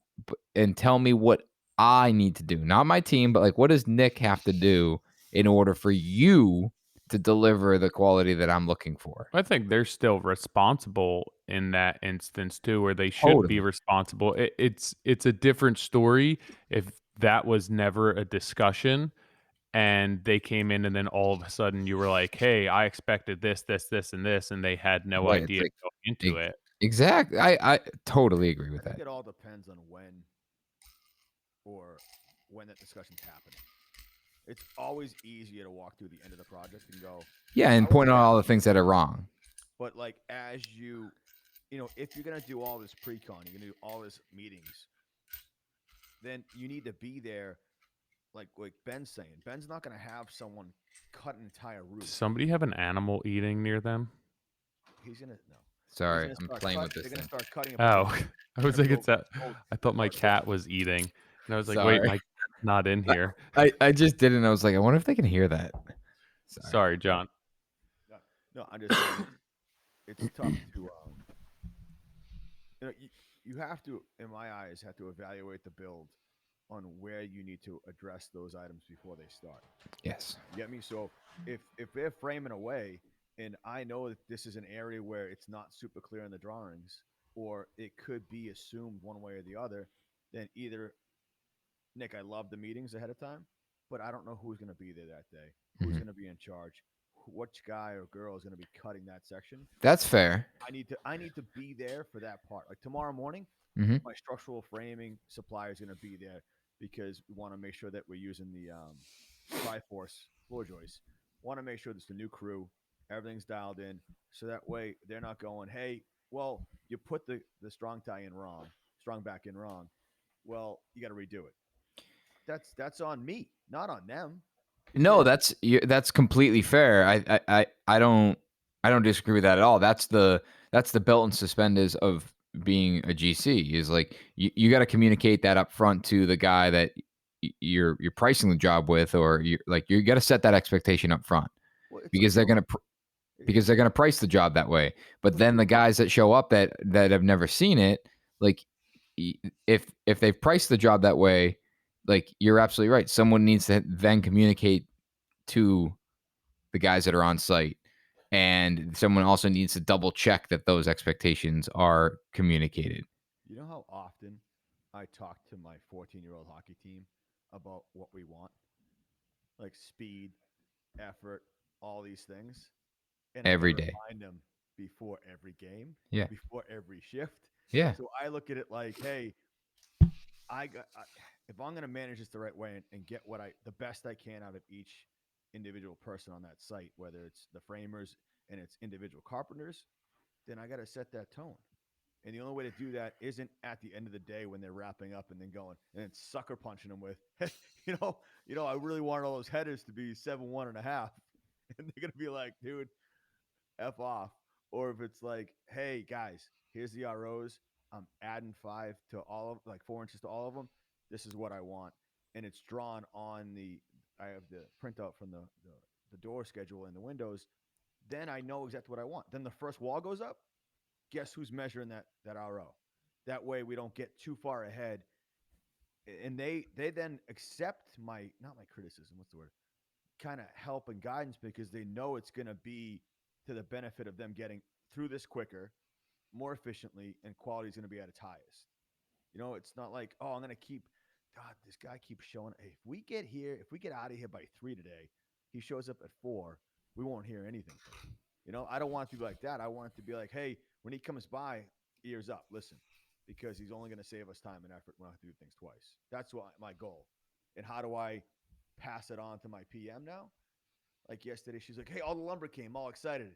And I'm sitting there going, did anyone check to see if the lallies are the right height? Like how much do we have enough PT to run the whole frame, because it's like those are the things that are non-starters tomorrow. So that's what I did this morning. But it's everyone, nothing against that, but it's like I love that kind of outlook. But at the same point, someone's going to dive into the details because I'm responsible for that lumber, the feed. By the way, Ben, what's the deal with nails and framers? You guys can't buy nails? Yeah, I don't like to, and here's why. My justification: I want to use as many nails as I feel like I need to use to make that really good. And if I'm buying them, I'm going to be counting. We'd be like, hey, maybe 2 less nails, So Ben, you guys don't buy your lumber either, right? No, I've talked to a few guys. What's that? They got football tickets from the lumberyard. Yeah. Well, it's funny.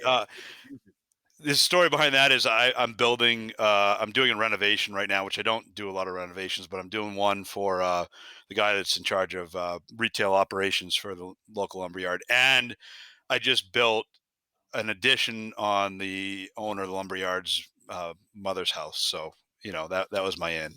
But yeah, I don't like buying materials because there's always that awkward point where, again, I want to just use what I have to use to make the best product possible. I don't want to be stressing about, hey, do I skip this 2x4 to save a couple bucks? Like, I just want to build the best that I can build. And I don't want to sweat using too many nails or screws. And I don't want to sweat 2x4s.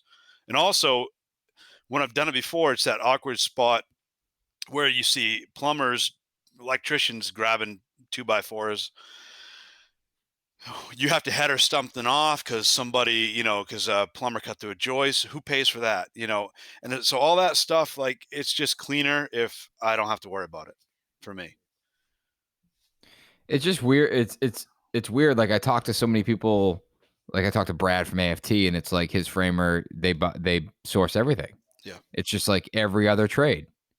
It's like every trade we work with. It's like, unless it's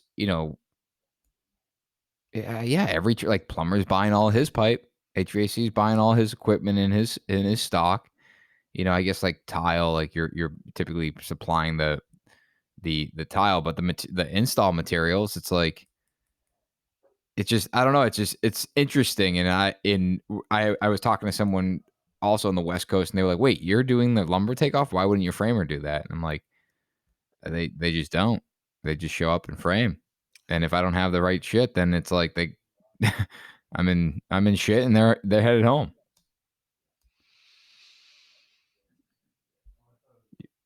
John's dead. Tyler, you're on mute. Tyler's muted. Well, I'll talk. I think that I'm muted. I think that for me, it's just, I just want to be so focused on the actual framing that I think I totally get it. Yeah. And I'm not to cut you off. Like, I totally get it. Like, you want to focus on, like, if I don't know, if I could just show up and everything's there for me and I just get to do my job, like, that's awesome. And not knocking it. It seems to be the norm. Yeah.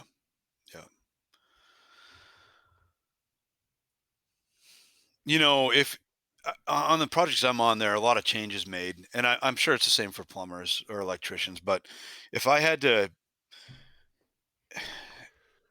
track all the lumber changes, somebody moves a door, I have to cut that out. Labor's one thing, but trying to track, changing beam sizes, moving beams, I think it would be really cumbersome. I mean, it would be almost a full-time job for me to track materials. It's like I need somebody else, and I don't know. I don't think it's a position that I need, I don't have the manpower, I guess, to track and manage materials. Yeah. Is it a pain in the butt depending on somebody else for materials though? I look at myself as I would do that how many times until the builder screwed me and didn't have the right crap, and I'd just be like, I'm just doing this myself at this point. For me, no, because I'll give the super, like, usually they're good. So I'm not talking about, if anybody's listening, I'm not talking about you, but like, usually the supers are good, but if they're not, I'll just run around them, and I get the lumber salesman's number and I'll call them. You know what I mean? Okay. Like, So I prefer it when I just manage the materials. I just don't want to have to pay for them. Yeah. I mean, that makes more sense. Yeah. But I've seen a lot of, I would have to say that most framers sound as if they're not paying for nails. Yeah. Just by listening to them. I'm like, oh my God, how many nails are you using? Yeah. Yep. It's like roofers. Yeah. You know, Ben, like a conversation we had a couple months ago, and I feel like you're trending like by prefabricating this on site or prefabricating on site, lifting up in place. Like, what is your general sense of wall like panelization and prefabrication, and it sounds like you're on the side of like in support of it, because you're doing it on site, but like what about further than that, like in a warehouse? Yeah. So I mean, okay, so Mike Riley and Mark Henderson scare the crap out of me, right? They do. Like I'm really good friends with Mark, and I've been talking to Mike quite a bit, and because they represent something, they represent like competition that I didn't even know existed until recently, right?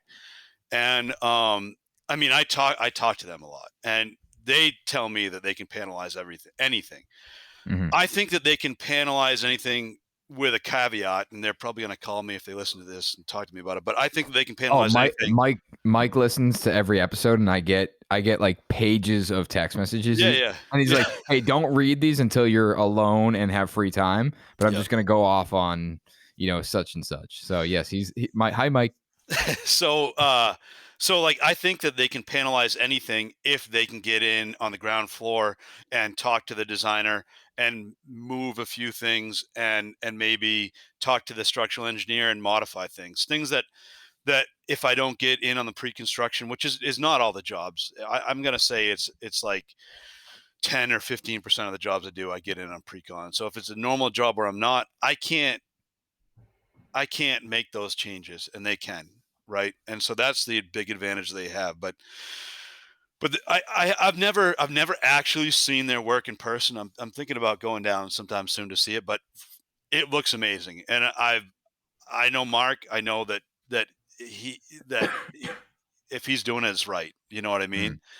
And so yeah, it's kind of terrifying, but also if it's coming, I want to be a part of it. So I thought about that when I bought this new machine, because I can set some panels with that machine. You know what I mean? Like I can, with that remote, I can stand anywhere. I can bring anything big to myself, right?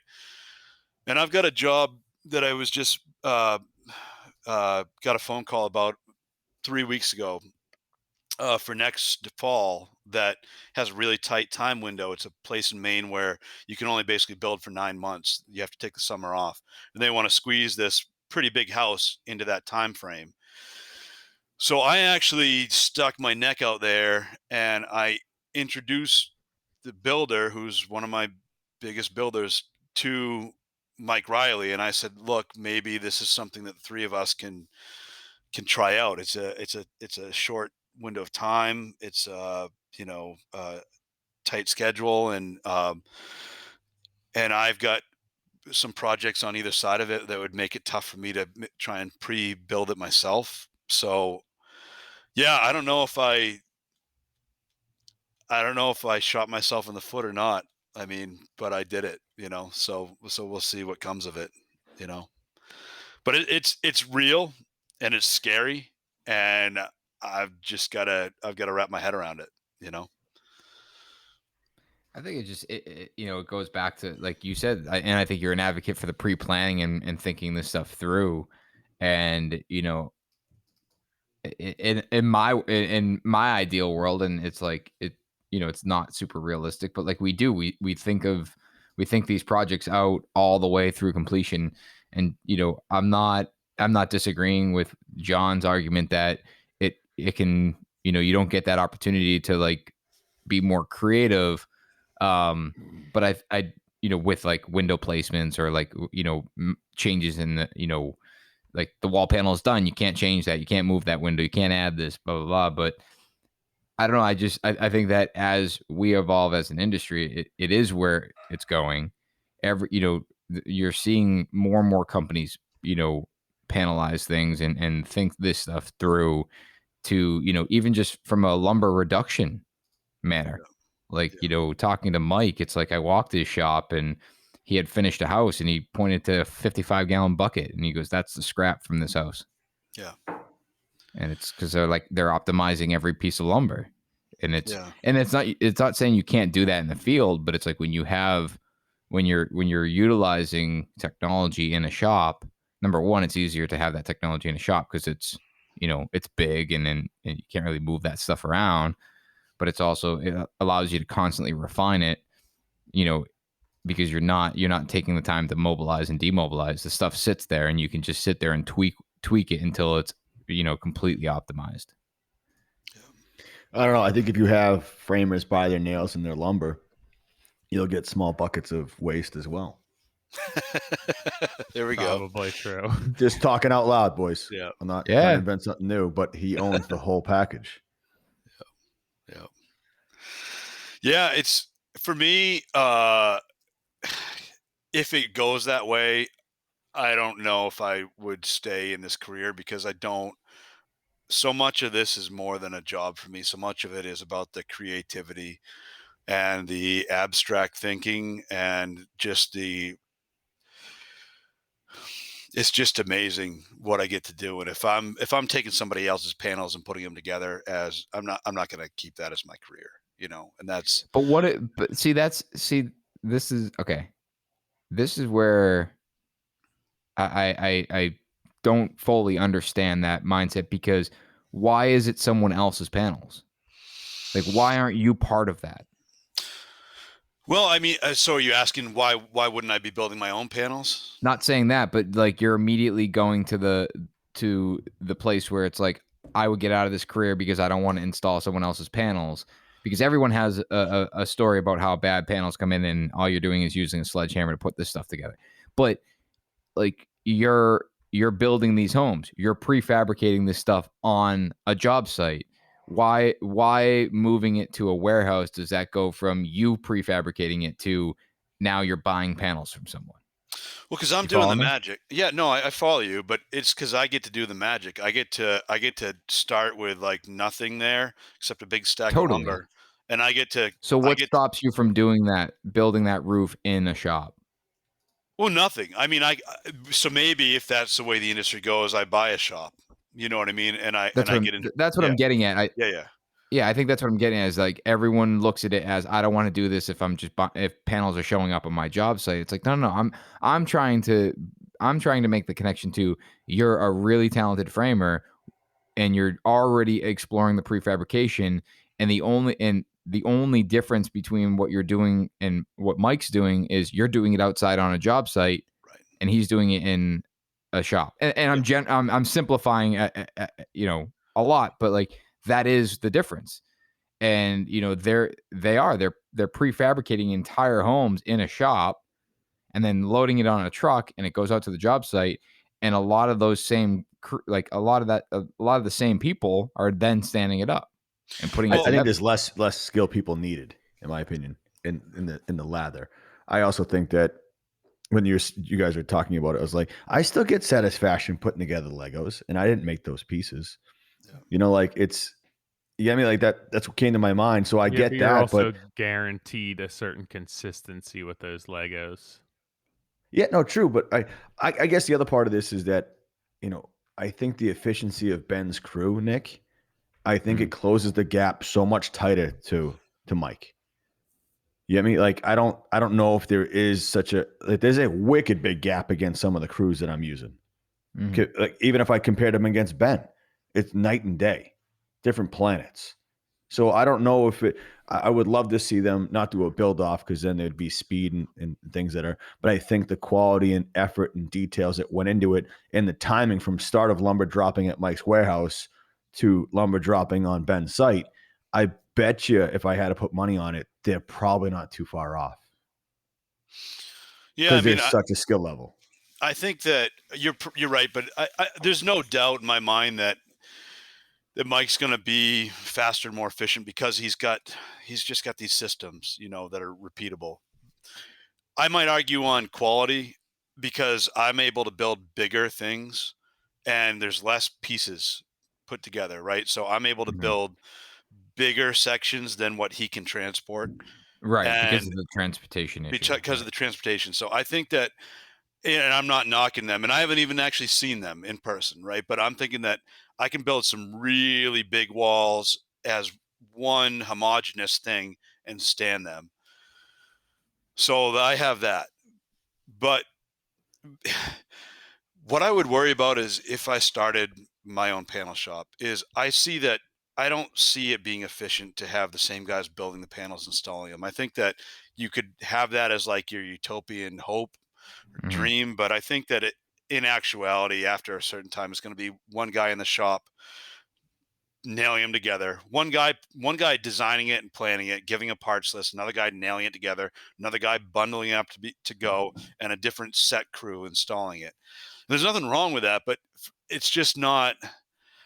I just love the tangibility of being a part of all of it. It's the whole thing. And I think you like the challenge of the elements that are giving you that create the change. Yeah, no, that too. I mean, yeah. I also I think that's what I meant is, Ben, it wouldn't necessarily be the same 5 people in the shop then going out and leaving the shop and standing this stuff up. It's the central hub of you. Yeah. Where it's like you're overseeing the production in the shop, which I believe this is kind of what Mike's role is with Cape Cod Panel, is that he's overseeing this stuff in the shop and then he's running the crew in the field. Yeah. I know he's very much in the field, but he also he's got eyes in the shop. I think, and I know, and I don't think that the guys that are assembling stuff in the shop are necessarily the guys in the field. And I would second what John said, is I think in the shop, the skill level doesn't need to be as high because a lot of that stuff is being computer modeled. And it's like everything's computer cut. Like I said, they're optimizing these cuts. It's like this stuff goes through a saw by way of computer, and they're cutting, and I can't remember if they label them or not, but I know some of these programs, they're labeling it, and it's like now you're just looking to make sure that you're nailing piece 1 to piece 2 and piece 3 to piece 4. Yeah. And it's like, that is very much, we talk about the lack of skill and skilled trades and the issue with that. It's like, but we're going to continue to adapt and innovate to lower that barrier of skill level necessary.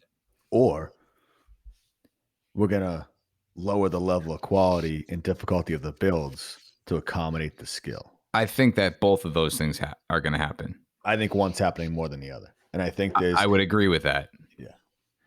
It's like, I think the skill has to be better in the shop than the pieces going in.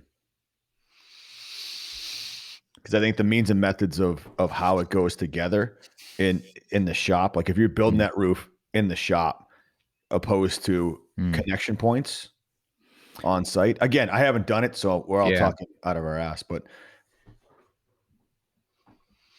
it's so hard for me because I love what I do so much. And man, being on a good framing crew is it's like being on an awesome sports team. Like it's physical, it's mental, and it's a team effort, and it is so much fun. Like we have such a good time, and it's magic.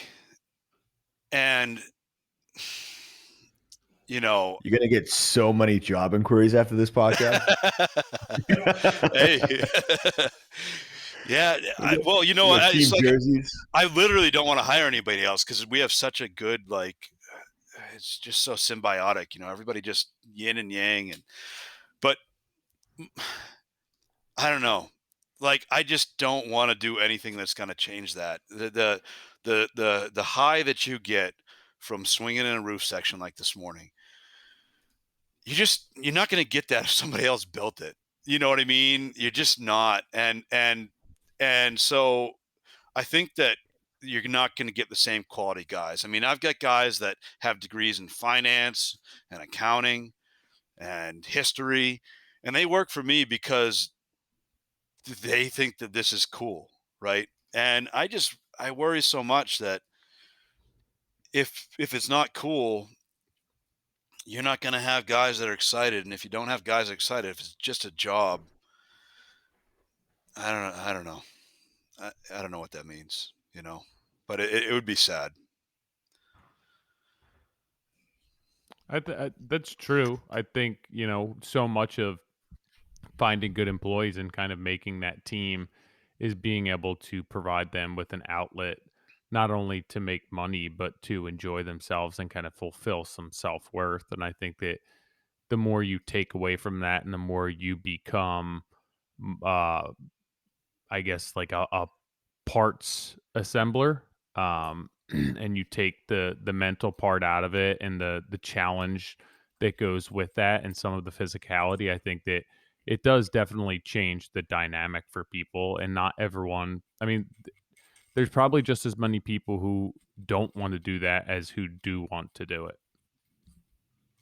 I mean, that's one of the reasons why I like what I do. I like going out and being there and trying to kind of compensate for irregularities and plan for the finish.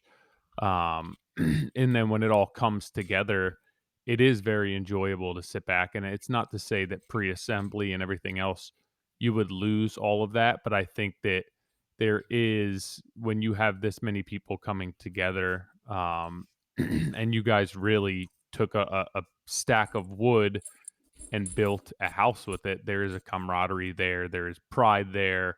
There's enjoyment, the whole blood, sweat, and tears thing. And even, being outside, and not doing that under a roof where it's computer generated and all the thought process is taken out for you. It's the whole handmade thing, which I think, it's tough to get away from that. Yeah. Well, I think it's tough for us to get away from it. I think it's easier for a lot of other people. Yeah. Where, like, Ben, if you stop preaching, how long do you think your words will last before they evaporate? And it's like, hey, what's the easier way? Right. I think about that all the time. Is it like, am I just talking into, the abyss? And there's a few people that really love what I'm doing, and I'm finding those few people. But my worry is that there's fewer and fewer of them. That's why I think we created this, is that when the four of us get on together and start riffing on these topics of why we're in it, we haven't talked about money once. Maybe in the beginning, where we're like, how much do you start with? Blah, blah, when you're finding people. But it's not about that. That's secondary. The purpose is to feed that passion. Obviously, we all know we have to make a living to support our families and get to work and put gas in the gas tank. But it's about, like, the challenge of you, like right now, if I was a framer, I'd be like, I hated this part of gearing up, staying warm. I wouldn't eat lunch, because then if I ate lunch, the blood would go to my stomach and I'd get freezing cold on my extremities by the time I went back to lunch. And I hated the second half of the day for that. And then by the time I warm back up, I'm like, dude, I'm working till 6, because now I'm back in my mode again.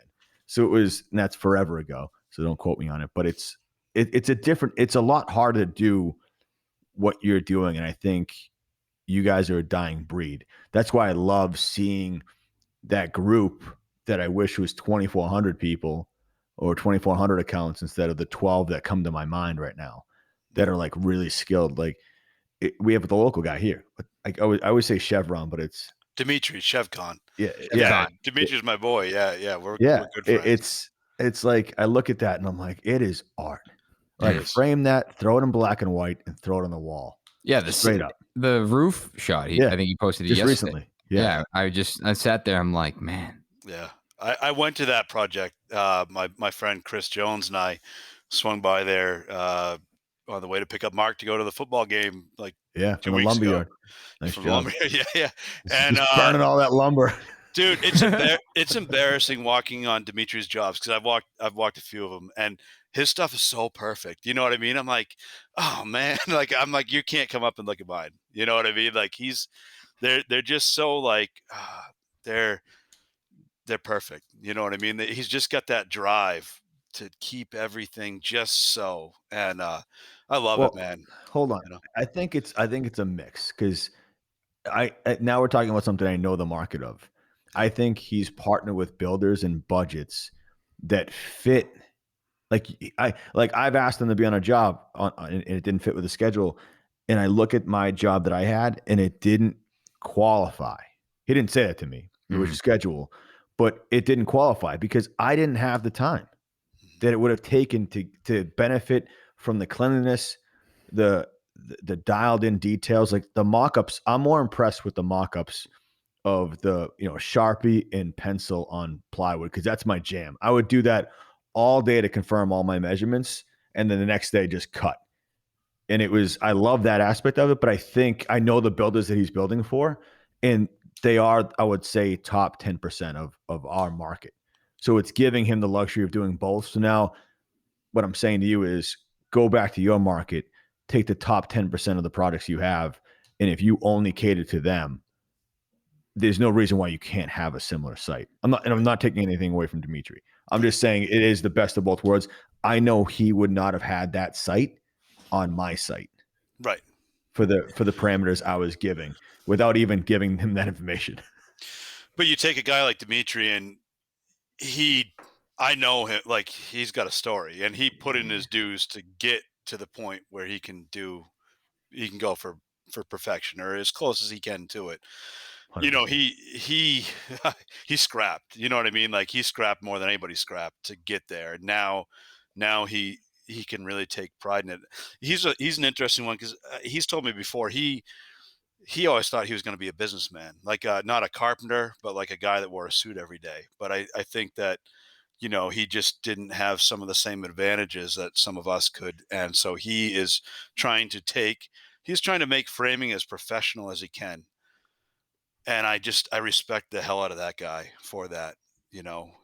He's trying to make it an honorable craft, and good for him. Because Yeah.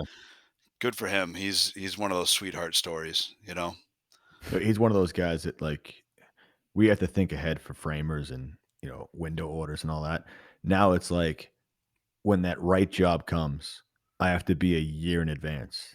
Mhm. Probably longer now to get in his calendar. Right. For that to fit. And there's probably, Nick, correct me if I'm wrong, there's probably 3 people in this state that are framing at that caliber.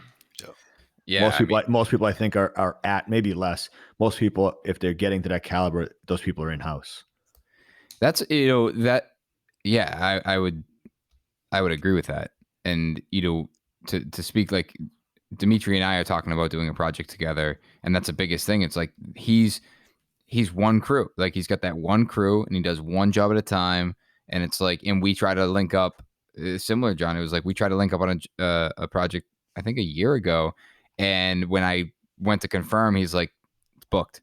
I'm booked now," and I'm like, "All right, that's totally heard." So now it's like you got to plan for it. It's got to it's got to make sense financially. It's got to make sense from a schedule because like his work is everything's there. Everything's like thought through. There's no covering anything up. It's it looks as good as it framed as it does sheathed, and it's Ben, as like there's a lot you can get away with once the sheathing's on, and you can kind of fake things and make it look right when you get to finish, and that's just not the case.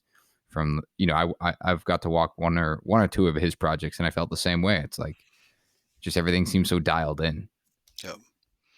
But it's like more dialed in. I've seen those same companies post pictures of frames previous. And he's taking the environment that he's been given by those projects and he's kicked it up several notches. Yeah. Right. Yes. You get me? Like I follow along. I don't need to be in the spotlight, but I love watching people that are in the spotlight for whatever time it is and just kind of keep, that's the standard right now. Okay, I get it. Like inside covers. I can't tell you how many people in Boston Design Guide or Design New England will post pictures of frames. Just a frame to kind of give that before and after photo. And it's like, none of those pictures hold up against what Dimitri's putting up. what an incredible time to be doing this. Like seriously, Yeah. to be able to have an opportunity to try and just do really good work.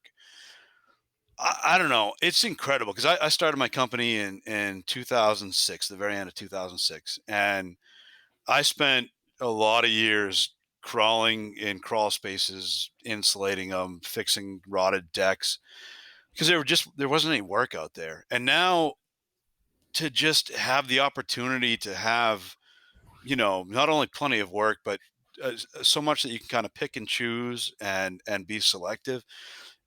I don't know. I know you guys are in the same boat. It's amazing. It's amazing. The money's the most. I mean, the design's cool, but the money is crazy to me.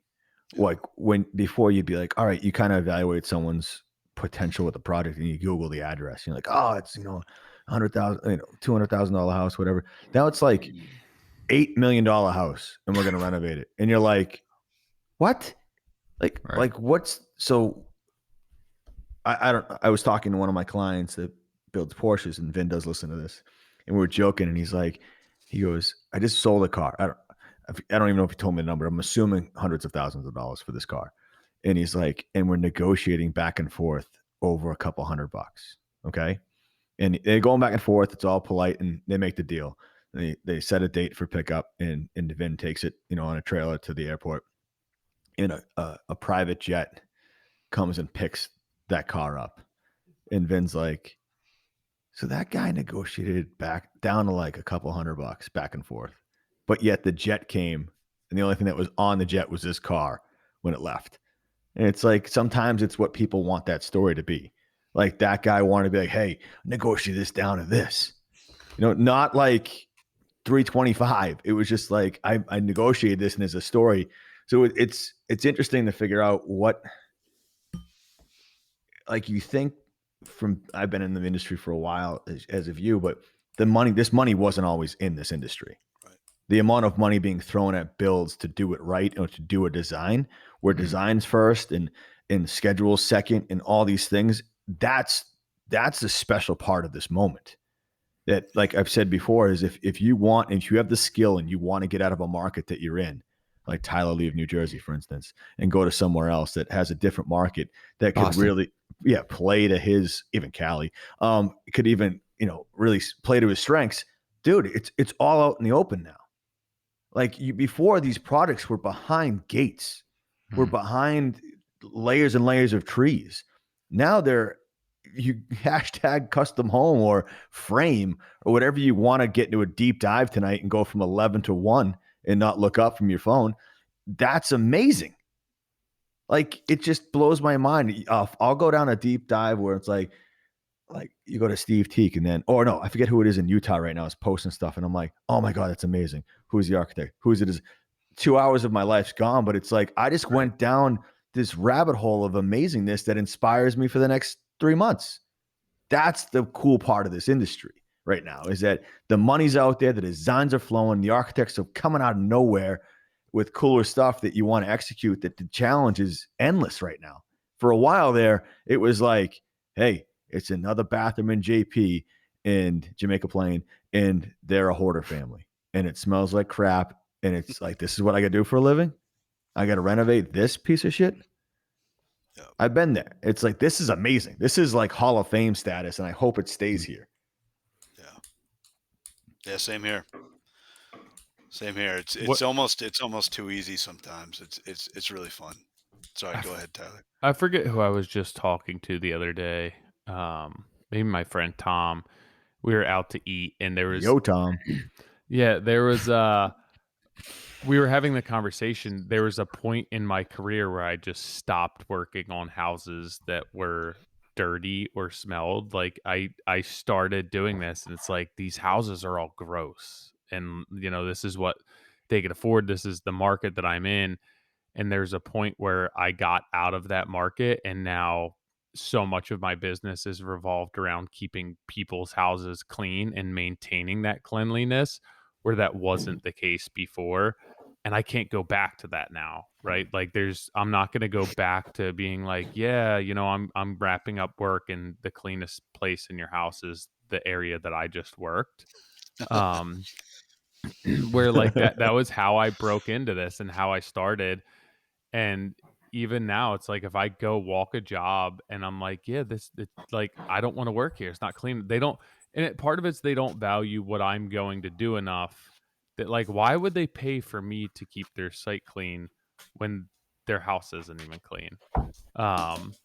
And it's funny that we're talking about that, where I just like, I bridged this spot in my career where it's like, I won't go back to that. And there's this like delineation for me where it's like, I'm moving ahead and not turning backwards.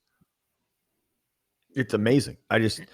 When I first got in the industry, there wasn't many options. No. We were doing like decks. We were doing whatever flowed down that line for the call. I don't think my old boss was like, yeah, we're not taking that. He was like, if the number's stuck, guess what, boys? We're finishing the basement. You're doing a triple decker in Somerville, because the footings are on 5-gallon buckets.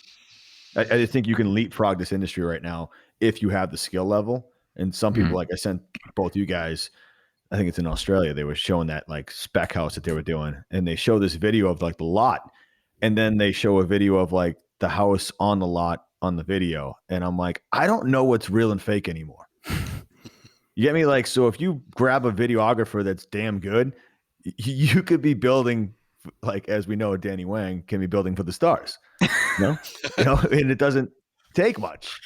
So I think if you have skill and know what you're doing, you don't have to, like Tyler said, keep staying in that dirty house or that market of dirty houses where that's just how they keep it. Look beyond that. And you have to do that like tomorrow, because whatever you've bid out, you're booked for 6 months to a year. Everyone is now. So the change you make today won't affect you until it's a year and a half from now. It's the same as your, overhead and profit. If you're sitting at whatever and then you learn it's got to be 18% and nothing lower, then guess what? You're going to eat it for the next 6 months until those next bids take hold. So if everyone's on this call, not this call, but on this podcast, and they're going, I'm going to wait till 2022, you already missed it. It's already gone. So like, you got to kind of think about it and go and execute and try and go after that and drive after a different market, a market that you really want. This is a time where that market's saturated with great work, not the other way around with great builders. Be that great builder for the market. Totally.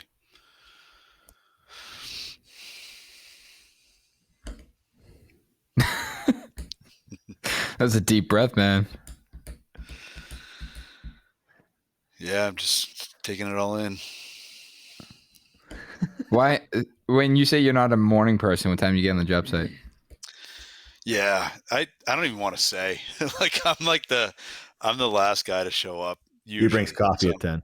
Yeah, no. Like, we're an 8 o'clock start crew, right? And I'm somewhere between 8:05 and 8:20. That's even in the winter. Yeah, even in the winter. But like I said, on the flip side, although it hasn't been as much lately, a couple of the new guys might call me liars, but usually I'll stay pretty late. Especially if I have something big going on. I'm a late stayer, or if not, I do all my projects off an iPad now, so that allows me to kind of take the plans home and do a lot of work at night. Which I do. Go ahead. You have a printed set on site, right? Not just the iPad. The Super does. I don't use a printed set at all. Yeah, But there's a site set. There's a site set, but we don't use it. I bought a tablet for one of my other leads, right? And we use those, man. You can use it in the rain and the wind, and I can update things. I get the prints change a lot, so I get updated sets all the time. Yeah, and I'm able to, an email architect can email me a detail, and I have it right then. Right. And yeah, it took a minute to get used to it, but now I'm all in. And so now I draw right on the prints. I'll mark up window locations, sizes right on the prints. I'll design my gable walls right on there. It's amazing if an architect or an engineer will give me like a a 3D view, but I usually don't get that. But if I do it all So off an iPad. what are you using for like software in order to like keep that running set of updated drawings? I run it all through Dropbox, and then if Wi-Fi is going to be iffy, I just save it to my iPad. I just use Adobe. It's just the free version. It's all I use. So if you're sketching or updating something, is that then going to your super? No, because it's just for me, right? It's my job site notes. But what I do, which is really awesome, is at night I'll sit home and I'll scroll through the prints for the night for the next day, right? And I'll find an issue. A header size won't be called out, so I can literally just take that header, circle it in red, sitting on my couch, and screenshot it and send it to the engineer and the site super and say, hey, I need to know this for 8:22 when I get there in the morning, right? Mm-hmm. So Quarter of 9. yeah, exactly. Yeah, but so yeah, I screenshot the shit out of those plans and I send them to the architects, to the engineers. I mean, usually I talk to these guys a lot. Like I'm just not afraid to call. I really want to get into the architect's head and I want to ask him as many questions as he'll answer.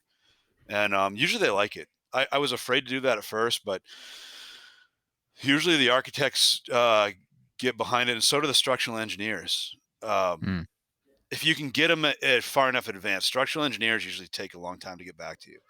Mm-hmm. So, but if you can ask them a few weeks ahead of time, if you can see something coming, and you can give them a common sense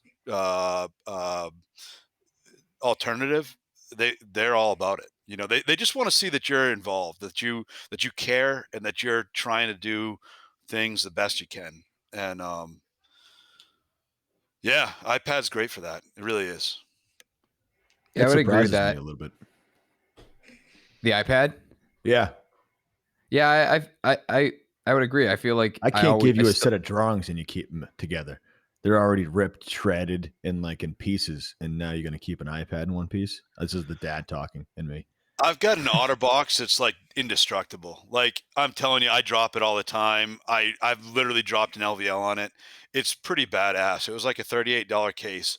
And I bought a really cheap iPad. I bought an iPad Pro, but it was one of those that was returned at Best Buy. Open box. Open box. It was like $380. It was stupid cheap. And I was like, I don't give a shit if I break it, right? So I'm going to put it through its paces. And I've had it for 2.5 years, right? And it's fine. It's fine. Like, it's pretty amazing. And I leave it in the rain. Like, I have a bunch of pictures. I have it in the, like, buried in the snow. Like, I left it outside in the snow one time. Like, it's just fine. It's pretty cool. It really is. That's awesome. Yeah. I have trouble looking at plans on the computer, phone, computer. I guess it's just one of those things that you get used to. I think I fumble around with technology a lot of times. I did too. It took a while to get used to it, but being able to zoom in on stuff is really, really handy. Yeah. And the first job that I really started using them full fledged on was I did a job a while back where they had linked drawings, which if you guys haven't had those before are amazing. Basically, they take section 1A, you click on that and it brings you to 1A, and then you click on the next one and it keeps bringing you to those pages. Yeah, that's so nice. Talk about instead of having to flip through 16, I mean, I have a job coming up that's going to have like 180 pages. And so like being able to just have link drawings where you can click from page to page to page is so fast. It's so fast. Yeah.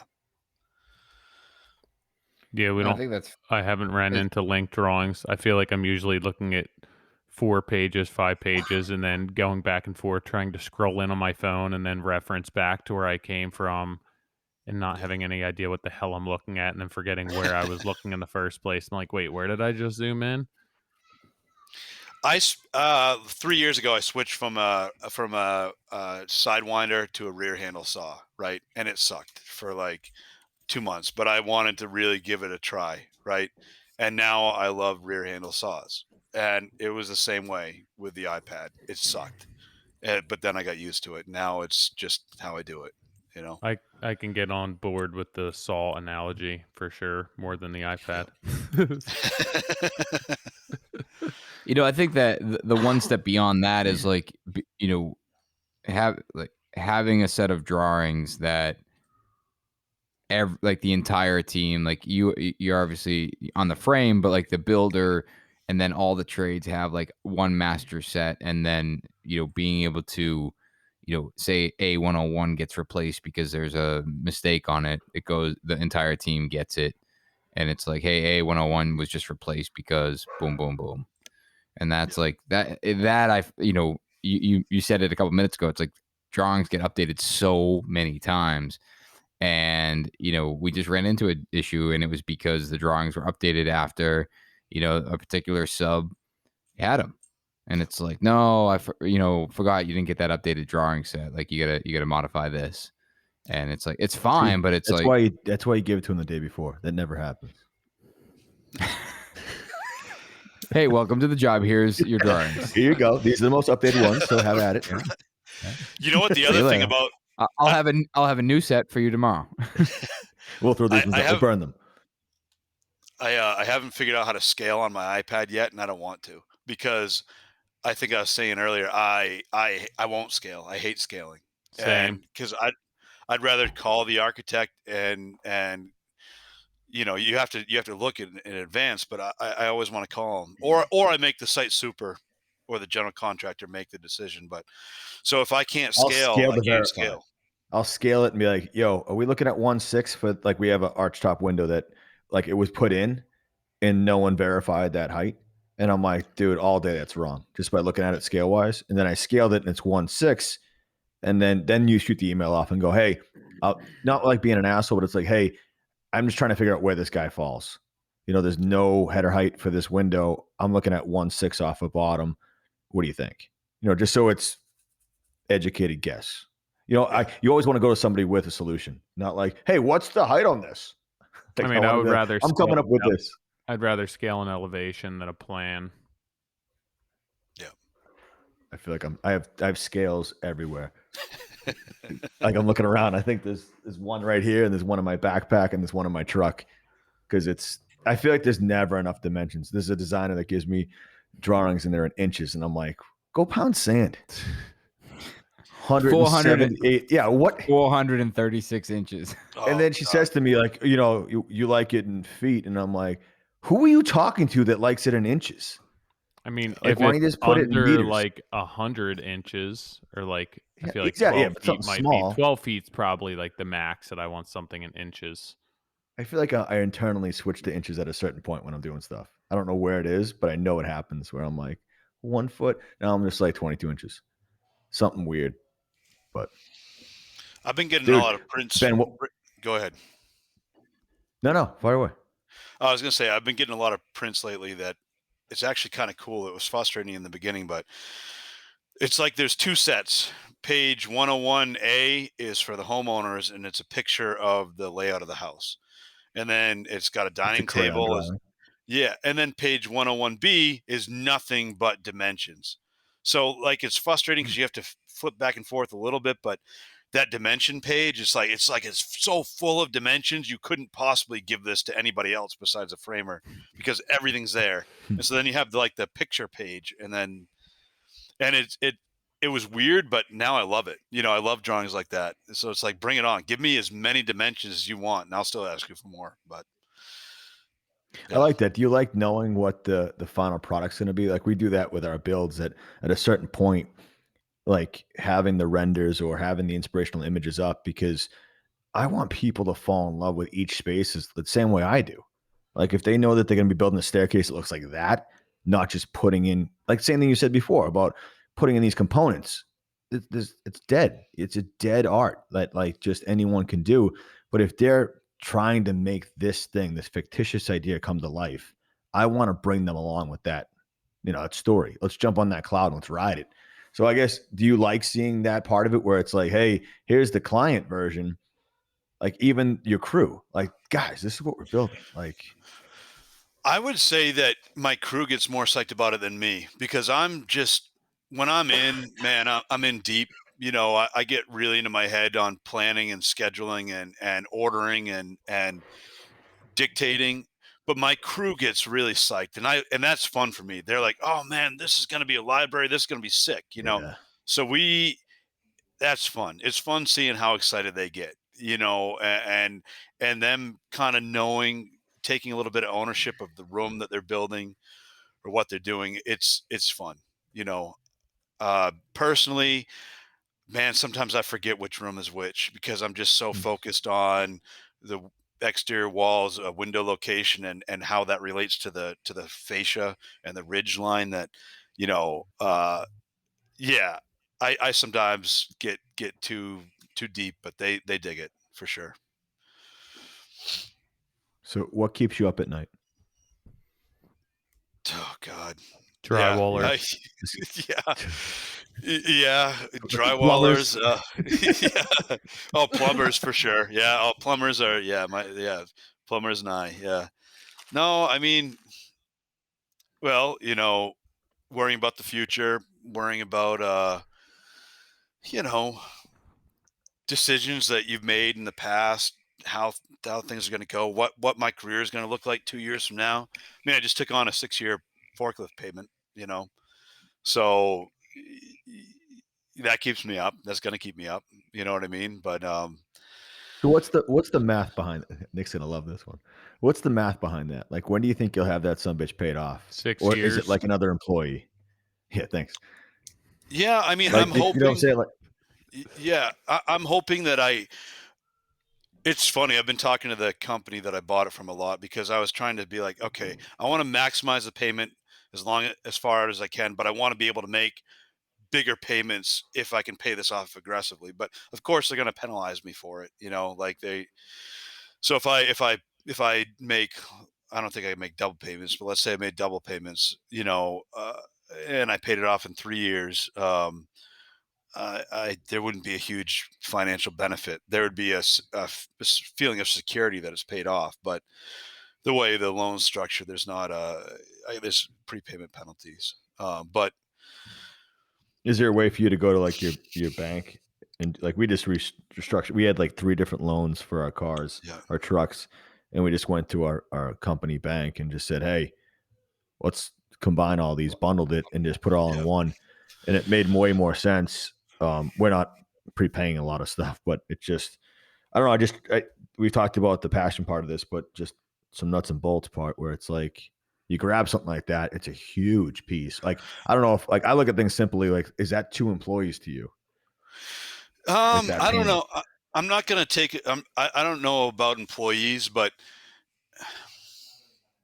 Do you name it? Does it have a I'm name? trying to. Yeah, we haven't settled on a name because we haven't used it yet. Mike and I went and messed around with it for a few hours. It was kind of cool. Manitou flew a rep out from Michigan to train us on this. Like, this is only the 6th one in the United States. I got the last one. They sent 6 over, and then who knows when they're going to send more. They're manufactured in France, and it's hard getting anything right now.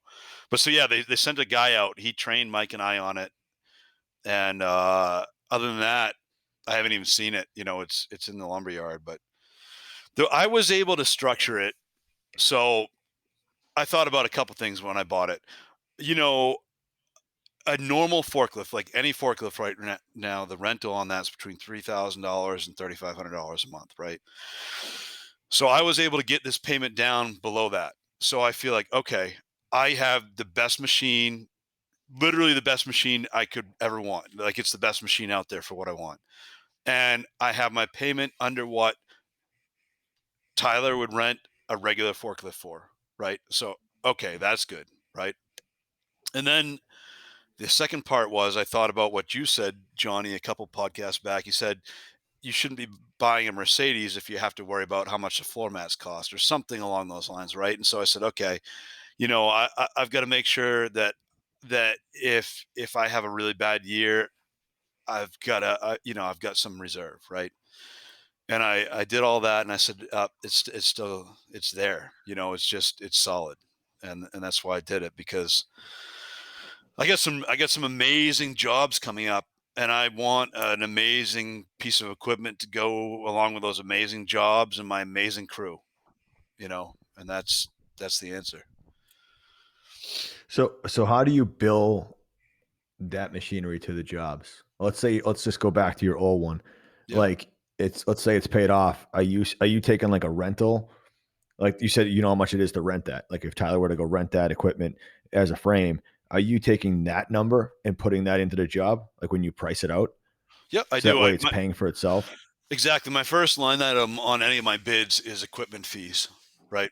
And that's yeah, and that's just how I do it. And it depends on the size of the job, how long I think I'm going to be there, whether I'm going to have, how many forklifts I'm going to have on site, and whether or not I think I'm going to need a crane. Hopefully I never need a crane again, but I might, but so that's, yeah, I figure out equipment number, and that's honestly, that's my first line item. I just get that out of the way, and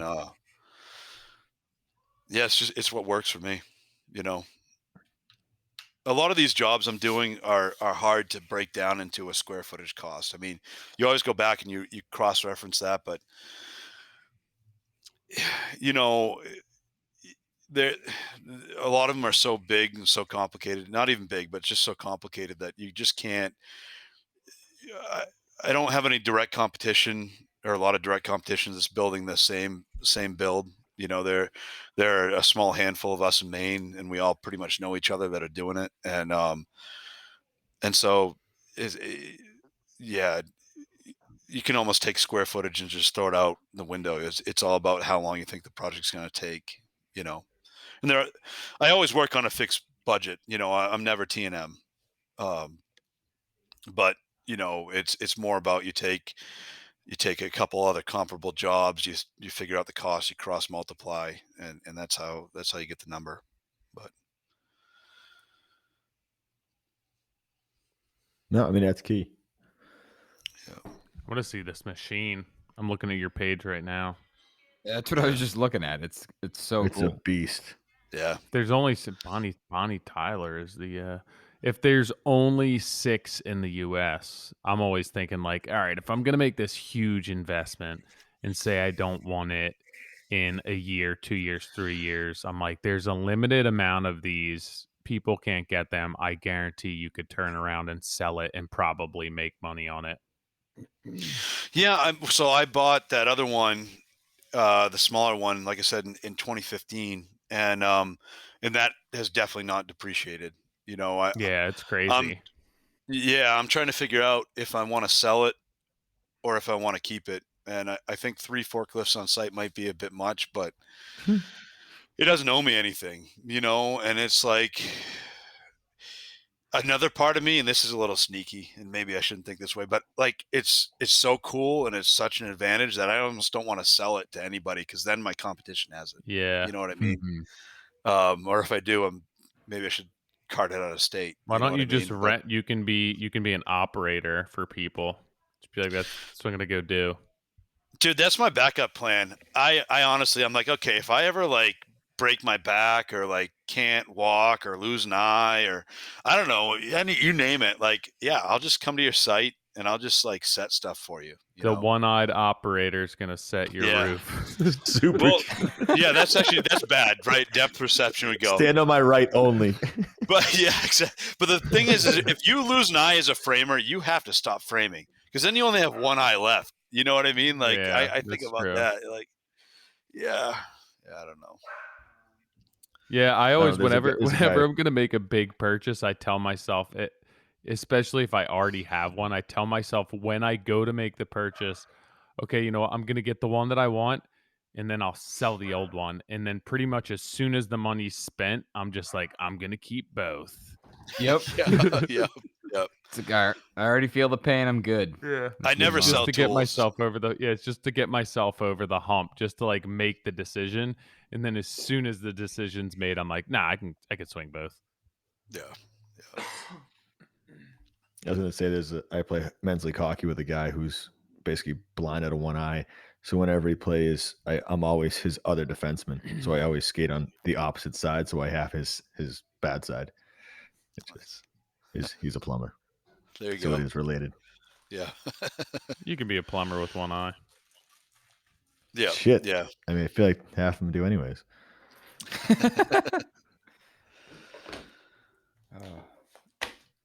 This is good. Yeah. Yeah, Ben, I'm I having appreciate you fun. being on, man. So Yeah, Ben, you got to it's- give shout outs to the guys that are in your core group that you use as a sounding board. No, because then everyone's So that going way, to poach him. He just said he didn't want to Mate. sell his equipment to his competition. Why does he want to sell well, I his meant the people that employees? like on IG. No, not as guys, the IG community. Shevcon, Dimitri, yeah. Well, yeah, for sure. Mark. Yeah, Chevcon, Mark for sure. Ben Sinclair, my buddy from Maine, got me into Instagram. Like he told me I should join a long time ago, and I was like, no, that's no way, that's weird. And I'm so glad he did. I'm so glad he did. And yeah, I mean, I'm building a house for Bub right now. You guys had him on a while ago, so yeah, he's one of those cool guys I met here. And man, now I feel on the spot because there are so many incredible people I talk to, and I'm gonna leave them out. Emmett Nee is It's an like when you win amazing a guy. Grammy and you Yeah, get up yeah, on stage and you yeah, forget yeah, all the people you're supposed to thank. yeah. No, yeah. Thank your wife. Emmett out in Ireland, he's amazing.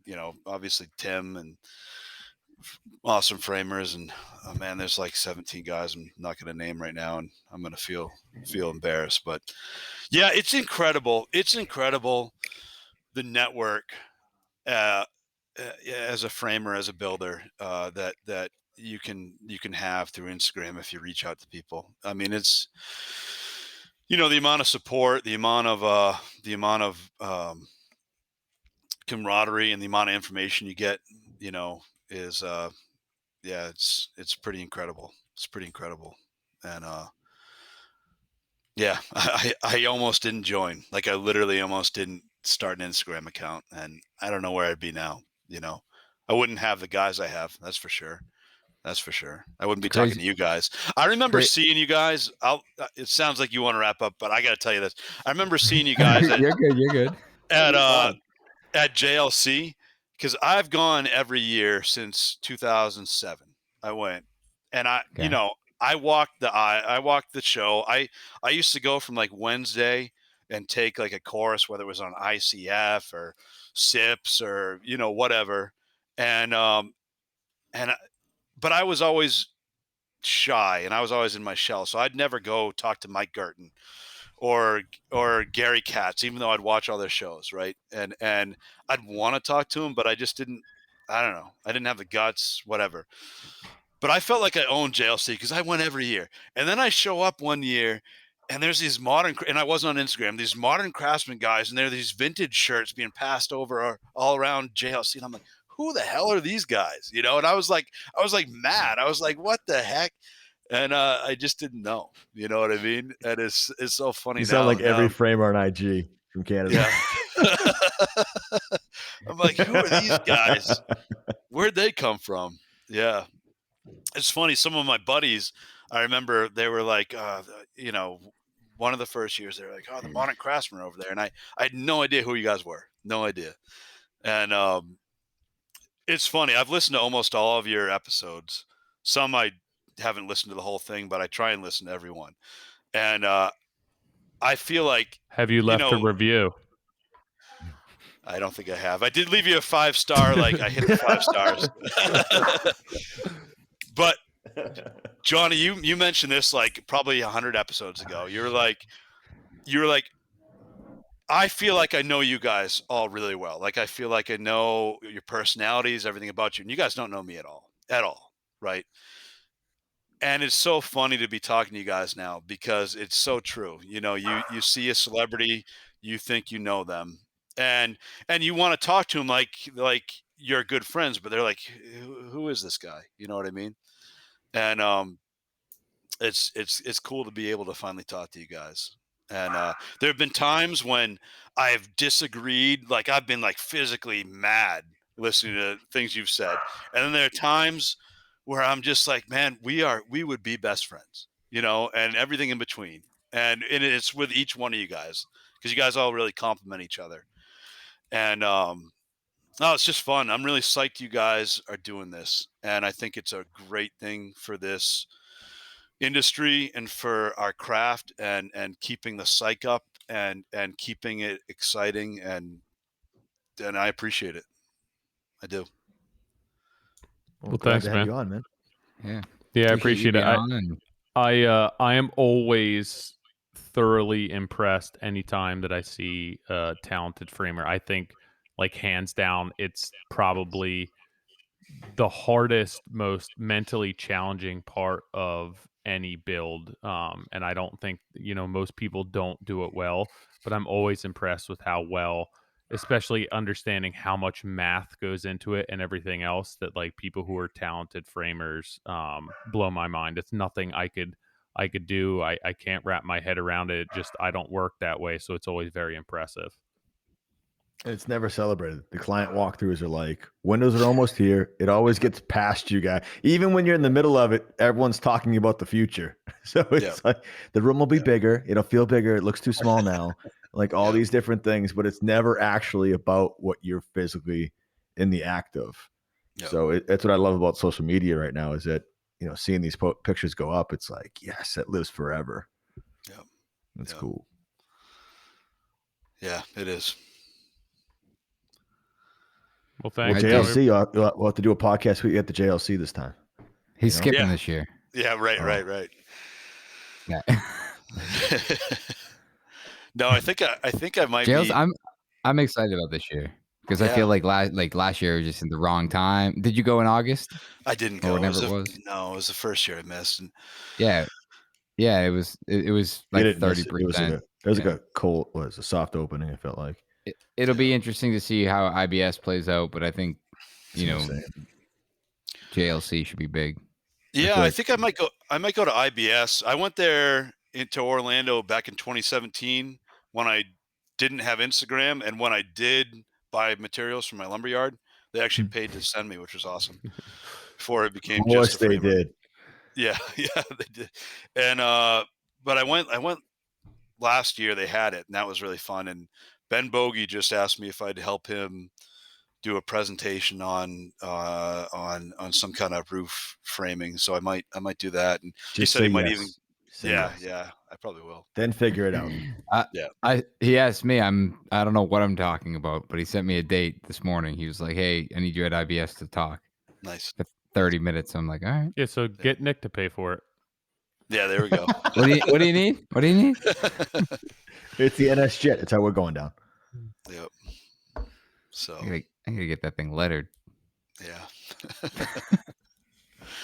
Well, maybe I'll see you guys there. Yeah, for sure, man. Damn right. All right. Keep up the good work. All right, appreciate your time. All right. Well, thank you guys. Take care, dude. Take it easy. The Bomb says Popeye has been listening for quite some time now and just now leaving a review. I'm guessing it's because of Tyler. By far, these podcasts have not only... Let me reread that. By far, these podcasts have taken not only myself, but my business much further than it would have been without. Doing a terrible job. I think I just do a bad job every week, and then I call out like, "Oh, nobody wants to leave reviews." Nobody's like, "I don't want." These guys have incredible advice, rants, raves, and off-topic delightfulness. They will either give you incredible amount of entertainment or necessary business and life advice. I appreciate y'all. I really do. Thank you. I disagree, Tyler, because someone DM'd me and was like, "Oh my God, you read my review. Thank you so much." They didn't mention how badly you hacked it up. Let me see if I can find that DM. Still getting lots. Because I get 100 of them a week. Yeah. I have gotten a bunch of DMs for reposting this week's podcast on my story.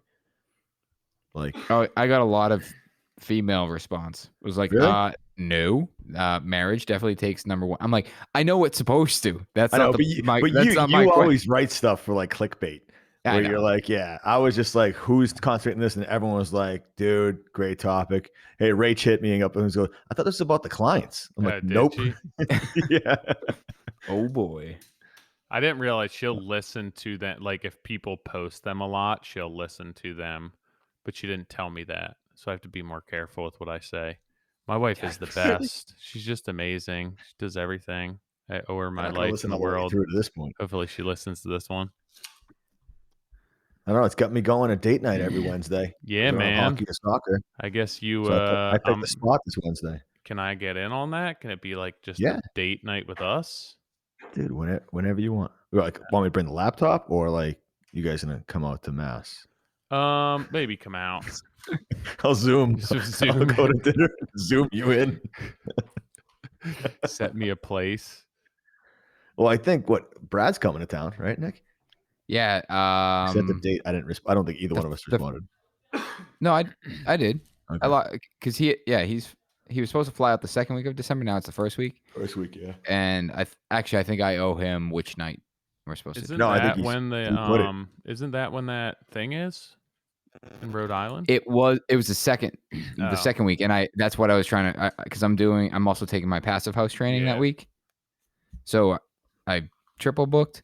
But Brad's gonna come out the week before. Okay. So, and then the next week we're at the LBM Expo. So I don't know if we can promote that or not. I don't know. We're trying to do something on the side. Yeah. Try and do a little live podcast. I'm just gonna tease this right now, but I may have a venue locked up for JLC. Well, not a venue, more of our site visit. Our client's interested in sharing the site, so working on the details for that, because we definitely don't want anyone driving there. Yeah. I got to figure out a shuttle because the helicopter's not big enough. And I don't own a tour bus yet. So he's gonna grab all the NS Builders vans, and we're all just gonna pile inside. Like, that is a fantastic idea. I'll just get a bunch of black Sprinters, lettered up. Expense it. Well, of course. I'm gonna sell tickets for a couple grand. You know. Now I'm just getting greedy. All right, guys. Well, we appreciate you listening. If you want to give us some feedback, hit up the link on our Instagram. As always, this podcast is brought to you by Duration Molding and Millwork. Talk is cheap. The folks at Duration will tell you that their best customer is someone who bought their product 18 months ago or 2 years ago, installed it, circled back to see how the product and their craftsmanship was performing through the seasons. If you're serious about your work, take a serious look at Duration. To learn more about Duration Poly Ash products, please visit their website at durationmillwork.com. This podcast is also brought to you by... Hold on. I do that every day. I walk into my front door, and I have Duration siding, trim, everything else. I have my mitered corners, the V-groove. They're going to explode, right, John? Steve Basic said they would open up. I'll never forget that because he's very opinionated. And it was my own house. And guess what, Steve? Tight. You're wrong. Tight, baby. Were they tight to begin with, though? First. Were they tight to begin with? Oh, they expanded. They were loose. No. You heard it here first. Actually, Steve Basic was wrong. One of the first times that I used Boral, I cut a set of skirts for stringers for a porch, and I was like, I'm gonna miter these just to see, and they're still intact. It's I don't know. I know it's flimsy, as people complain about, but if you can shape it like wood and work it like wood, not every product's perfect. And it's only flimsy when you're carrying it. Yeah, if it's long lengths, but I'd rather take that over hardy. Correction, it's only flimsy when an employee is carrying it. Yes, but I just think you got to be smart about what you do, but I think the benefits way outweigh that. So yeah, I don't know. I was just saying, like, I do walk by and I'm like, I sit there and unlock my door and I'm like, dude, you can't tell. That's the cleanest clapboard ever. Yeah. Duration still got it. Yeah, we're supposed to be doing a whole house with Duration for vertical. Yeah, we're doing a portion of our and actually teak a bunch of our teak project. That's a bunch of Boral, which he kept calling it Boral, and I was like, let's correct you, Steve. It's Boral. It's classier. It's like Target instead of Target. Boral. Sorry, Steve. This podcast is also brought to you by Rental Run. It is in our markets, probably because it's our market. Soon to be in your market. Soon to be in your market. We're still not allowed to release the secret list of cities. The only one that knows. So. How do you know that? I have the app. How do you know? Probably an email if you dig deep enough. It's probably an email. I'm the only guy that doesn't log in. What do we got? We got Philly, we got Boston, Chicago, and we got Canada. And if you guys do want free shipping, you guys got to sign up for it. There's a pro account. It gets you the material within like 2 hours. I still haven't used it to see if they'll get me my fancy coffee. I need to follow up on that. But if you guys do want to sign up, I'm not prepared. I don't have the link in front of me. Why not? I don't know. I Do you would know what I I'm- would But if you go to probably Red- I would Red- say that John was supposed to send it. I No, don't know if that's come- true. I'll just throw him under the bus. I got the duration one over. I got Right. the link. podcast.rentalrun.com/Modern Craftsman. And don't make us look bad. Come on. Sign up Yeah, for use there. Sign up use for our there. link. Use our link. So locations are Boston, Chicago, Philly. That's all. It's on the website right now And Canada. in Canada. Yeah. Oh, Canada.